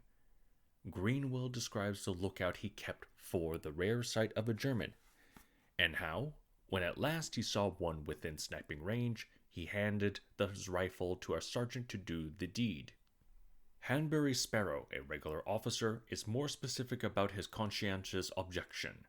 You neither want to be killed nor to kill anybody. Officers, you feel, shouldn't engage in the rough and tumble. That's for the men. Yours is the thinking part. His objection is not therefore strictly ethical, but he did take an elevated view of what qualities an officer should possess. Were they or were they not braver? That was your criterion. For the act of being brave compelled the utilization of the whole reserve of moral force that lay in a man. Every battalion had its own little corps of officers around which the battalion clung. Wounds or sickness might get them, but sure enough they'd return. Revolving around this nucleus was an endless changeover of officers. Death claimed many, but of the survivors only the good gravitated towards the center. The rest couldn't stick it. And amongst them almost invariably were the hard drinkers and persistent womanizers, the very men, in fact, whose conduct showed their lack of inner discipline. Here in the trenches your sins found you out. This equation of courage with morality, a sort of heroic puritanism, is distinctive of the public school approach to the First World War, at least in the early stages, though Sparrow was not an Orthodox Christian, but a discipline of Rudolf Steiner, a Christian who articulated the approach in words which approached to express the feeling of many new army officers, was Donald Hankey, killed on the Somme in October 1916. The essays in which he had spoken for his generation were written for the Spectator over the signature, "A Student in Arms." Perhaps the most significant of them for the modern reader is the "Beloved Captain," in which he characterizes the ideal leader. He came in the early days, tall, erect, smiling. For a few days he just watched. Then he started work. He picked out some of the most awkward ones and marched them away by themselves. His confidence was infectious. His simplicity could not fail to be understood. Very soon the awkward squad found themselves awkward no longer. The fact was that he had won his way into our affections. We loved him. If anyone had a sore foot, he would kneel down and look at it. If a blister had to be lanced, he would very likely lance it himself. There was something almost religious about this care for our feet. It seemed to have a touch of the Christ about it. The point to which Hankey leads the reader, via a catalogue of the complete officer's virtues, but with more art than these extracts convey, is the revelation of the beloved captain as Christ himself. We knew that we should lose him, but how was the company to get on without him? To see him was to forget our personal anxieties and only to think of the regiment and honor. He is killed, but he lives, and we who knew him do not forget. And I think that those who went west have seen him. When they got to the other side, I think they were met. And as they knelt before that gracious, pierced figure, I reckon they saw nearby the captain's smile. Anyway, in that faith let me die, if death should come to me. It seems unlikely that many officers would have admitted to sharing in its entirety Hankey's view of what an officer should be. Nevertheless, it appears to indicate the direction, at the beginning of the war, of their aspirations, and, if that is so, it eases our understanding of why the thousands of the new armies climbed so readily into no man's land on July 1st and trudged off behind their platoon leaders. But why, once there, they continue to advance and to contest a ground with the enemy demands a different explanation. For, amid the conditions of the First World War battlefield, leadership of the close order variety exercised at Waterloo was not possible. The men were deployed in extended order, so that many were too far from the officer to be under his physical control. No question of pushing or thumping the ranks into line on the Somme, while the noise level, higher still than at Waterloo, drowned the human voice at a few feet. The hope of plunder as a motive may be discounted. Soldiers of 1914-18 could leave their money as credits with the paymaster, while trinkets had declined in relative value, so that there was little for which life was worth risking to be found across no man's land. Compulsion, on the other hand, was as important an agent in impelling men into the fight as ever. Crozier describes dealing with some runaways of his battalion on the afternoon of the Ulster Division's fight for the Schwabing Redoubt. A strong rabble of tired, hungry, and thirsty stragglers approached me from the east. "Where are you going?" I ask. One says this, one another. They are given a drink and hunted back to the front. Another more formidable party cut across. They are damned if they are going to stay. A young, sprinting subaltern heads them off. They push by him. He draws his revolver. They take no notice. He fires. Down drops a British soldier at his feet. The effect is instantaneous. They turn back. Moreover, each battalion told off men to act as battle police. In Queen Victoria's Rifles, their duties were to see that no stragglers are left in the trenches, and to send any so found up to their companies. And the topography of the First World War battlefield made the task of the battle police comparatively simple. For men anxious to avoid death would naturally seek to remain in the trench system, which, like school corridors, were easily patrolled for trounce. Compulsion, however, is not the whole, nor even part of the answer. That is best sought, perhaps, by looking at what it was that impelled the defenders, in this case the Germans, to fight. On the motivation, the topography of the battlefield would also have exerted a powerful influence. For, as the British plan emphasized, and the Germans knew without being told, possession of the parapet of their front-line trench was to be decisive in determining who lived and who died. Not that the plan put it like that. Should the British reach it first, they could kill the defenders, at no risk to themselves, by throwing grenades down the shafts of the dugouts. The Germans might, of course, dissuade them by offering their surrender. But, questions of honor and fighting spirit apart, surrendering was a ticklish business in trench warfare. Prisoners had no inherent value, so that soldiers did not seek specially to take them. The onus fell rather on the would-be prisoner to get his surrender accepted, something difficult to do when friend and enemy met so rarely face to face.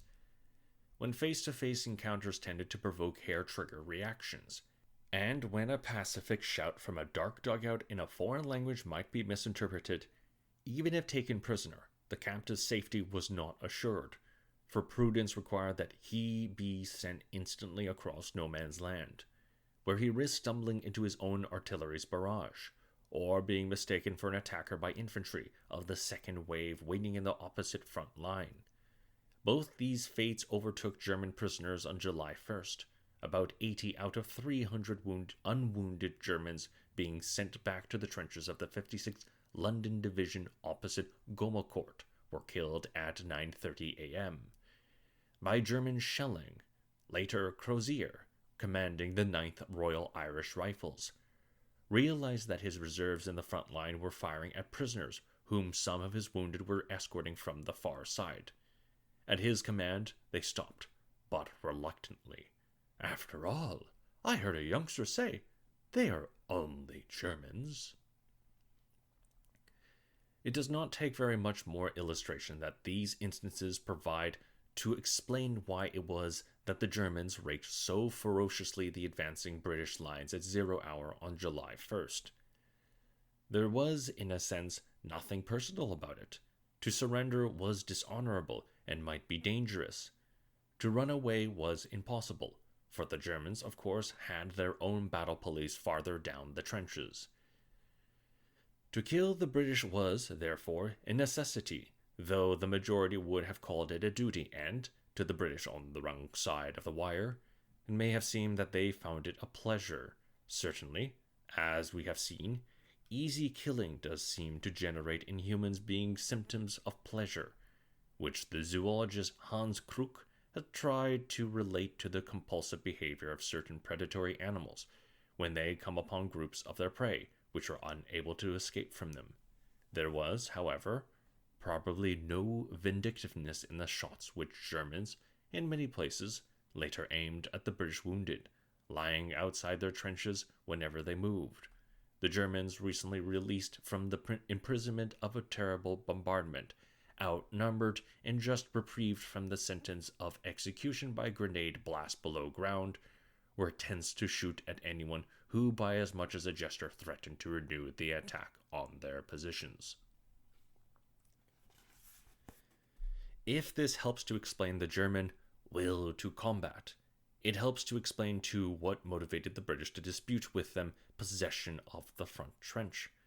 But doesn't explain what prompted the infantry, who got in, to leave its shelter and press on to their next objective. Excitement, sense of duty, knowledge of the plan, previous rehearsal of their task would all have been a spur.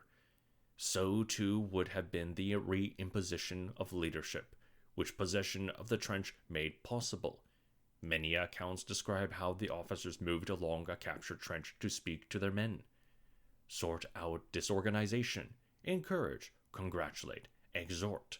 But again, as with the Germans, mechanical and topographical factors were at work. An enemy front trench was a dangerous place. Its defenses were the wrong way around it, and it had no man's land, an area of intense hazard behind it. To be counterattacked in the front trench was to risk expulsion into the danger zone one had just escaped, the enemy barrage line or the killing area of his machine guns. Safer in many ways to press on, particularly if one's own barrage, that explosive safety curtain, was still within reach and offered one safe passage to the next enemy trench. To reach that was to provide oneself with room to maneuver to one's rear, if events should subsequently force one to retreat. It was also to vacate a space for the supporting waves to occupy, which would come to one's assistance if the enemy should counterattack. For how long such a comparatively complex set of perceptions would impel infantry to move forward into enemy territory is very difficult to estimate. These are really officers' perceptions, but the precariousness of life in the enemy's front trench would have been evident to most soldiers. Once persuaded to move forward from it, it seems to have been possible to keep them on the go until enemy resistance or the onset of exhaustion forced them to ground. What happened then would have been determined by the rules of trench warfare examined earlier. Commemoration. July 1st was not the end of the Battle of the Somme. The attack was to be renewed several times during the summer, autumn, and early winter, and only officially to be closed down on November 18th. The official history of the war names 8 phases of the battle after July 1st. The first phase was officially designated after the war by the Battle Nomenclature Committee, the Battle of Albert, from a little town behind the front, a name now used by no one. By the time the battle ended, 419,654 British soldiers had become casualties on the Somme, and nearly 200,000 French. The exact number of German casualties has been debated ever since, the official historians seeking to show that they exceeded those of the Allies, their opponents the contrary. But the Battle of the Somme has, in a sense, not ended yet. The villages and towns of the battlefield had all been rebuilt in an unpleasing red brick by the middle 1920s. By then, too, the majority of the bodies of Allied soldiers killed on the Somme had been disinterred from their hasty graves and reburied. The British in 50 of the beautiful garden cemeteries which the Imperial War Graves Commission has created in every country in which Britain has had soldiers killed since 1914. But the principal memorial which the Somme left to the British nation is not one of headstones and inscriptions. It is intellectual and literary, and it turns on the revelation from which the British had hitherto been shielded by their navy that war could threaten with death the young manhood of a whole nation. This realization was to have important political after effects during the Second World War. On one occasion when, the American General Marshall was in England, pouring forth the most cogent and logical arguments in favor of a prompt invasion of the continent, Lord Cherwell remarked to him, "It's no use. You are arguing against the casualties on the Somme." The same realization was to color British strategic thinking, both official and academic, about what sort of wars she should fight. For the cause of the defeat on the first day of the Somme needed no analysis. Anyone could understand that when a near majority of the soldiers committed to an attack are killed or wounded in its opening moments, the remainder will be too shocked and disoriented to continue. These impressions might, nevertheless, have faded, but had not been that the experience of the Western Front, of which the Somme marked the opening of the crucial phase, called forth from the generation which underwent it a literature of immense imaginative sweep and power. Much of it was poetic in form, and it was the poetry which was published soonest, a great deal of it while the war was in progress. Precisely because this earliest outpouring of protest was poetry, a literary form which hid from its audience its documentary value.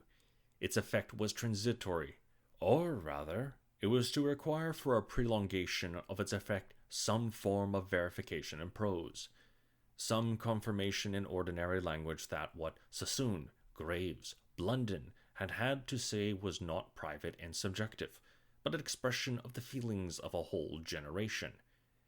A whole generation, of course, goes too far, including many without the educational or emotional equipment to see or feel as the poets saw and felt. And including, too, a considerable number, as well educated and sentient as they, who either tolerated the war or actually enjoyed it, but a silent majority of the war generation probably perceived in their verse a truthfulness to which they could assent. And 10 years after the war, in the period 1928 to 32, the endorsement in prose of the poet's cry from the trenches suddenly found expression and an audience. Remarques, all quiet on the Western Front, Blunden's undertones of war, and Graves' goodbye to all that were published in 1928. Aldington's Death of a Hero and Hemingway's Farewell to Arms in 1929, Sassoon's Memoirs of an Infantry Officer in 1930, autobiographical or fictional documentary accounts of the war on the German, British, and Italian fronts.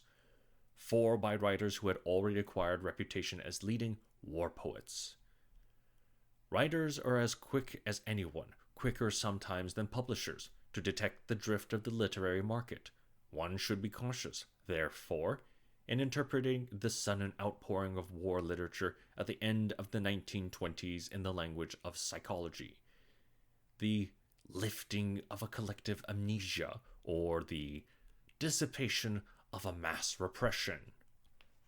All great wars of modern times have evolved a literary response, but always at a certain remove from the termination of hostilities themselves. Blom, whose Vormarsch is one of the disregarded classics of the First World War, and had made his literary reputation in Germany before 1914, with a series of novels about the Franco-Prussian War, in which he had been too young to take part. Crane and America had done the same for the Civil War with The Red Badge of Courage. Both had recognized a new public's readiness to listen to what they had to say. In capturing its attention, they attracted a crowd of imitators to the same theme. But if the outpouring of war books in 1928 to 32 had been a mere exercise in literary share pushing, one would not have expected much, if any, of what was published to sustain a readership. One good book and a cluster of mediocre imitations would be all that a modern critic might realistically look to turn up on re-examination. That, of course, is not the case. Remarque's work is a little cloying to present-day taste. Aldington has a bitterness which seems exaggerated, but Blunden's, Graves, Hemingway's, and Sassoon's have not only stood up well to the passage of time, everything about them suggests that they will continue to be read, not as background material for an understanding of the Great War, or as a documentary evidence, but as moving and enduring expressions of truth about how man confronts the inevitability of death.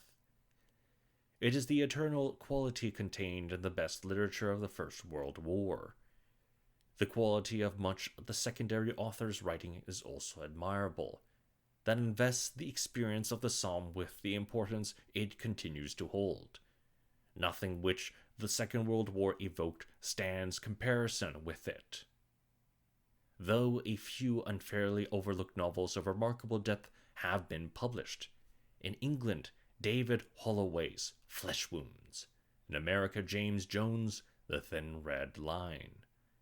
Indeed, the only important category of book which the Second World War established in England was the prisoner of war story. Its extraordinary vogue prompts one to speculate about what channels non-combatant perception of war move through. If one takes it as axiomatic that the public's interest is in what happened at the point of maximum danger, then the success of the literature of trench life is instantly understandable.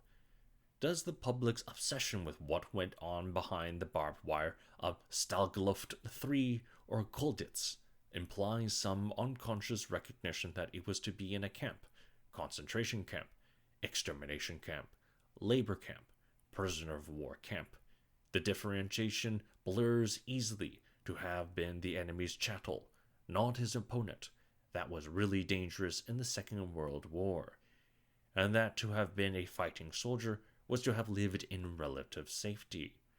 Or was it rather that the public had recognized that from the literature of the First World War, from the story of the Somme, it had learnt as much as it ever would about what modern war could do to men, and perceived that some limit of what human beings could and could not stand on the battlefield had at last been reached, that none of the refinements of military technique or perfection of weapons achieved by science since 1918 had effectively worsened the predicament of the individual who found himself in the killing zone, and that the voice from the trenches spoke for every soldier of the industrial age. If so, Sassoon's, Graves, Blunden's relationship had perceived an important slice of reality.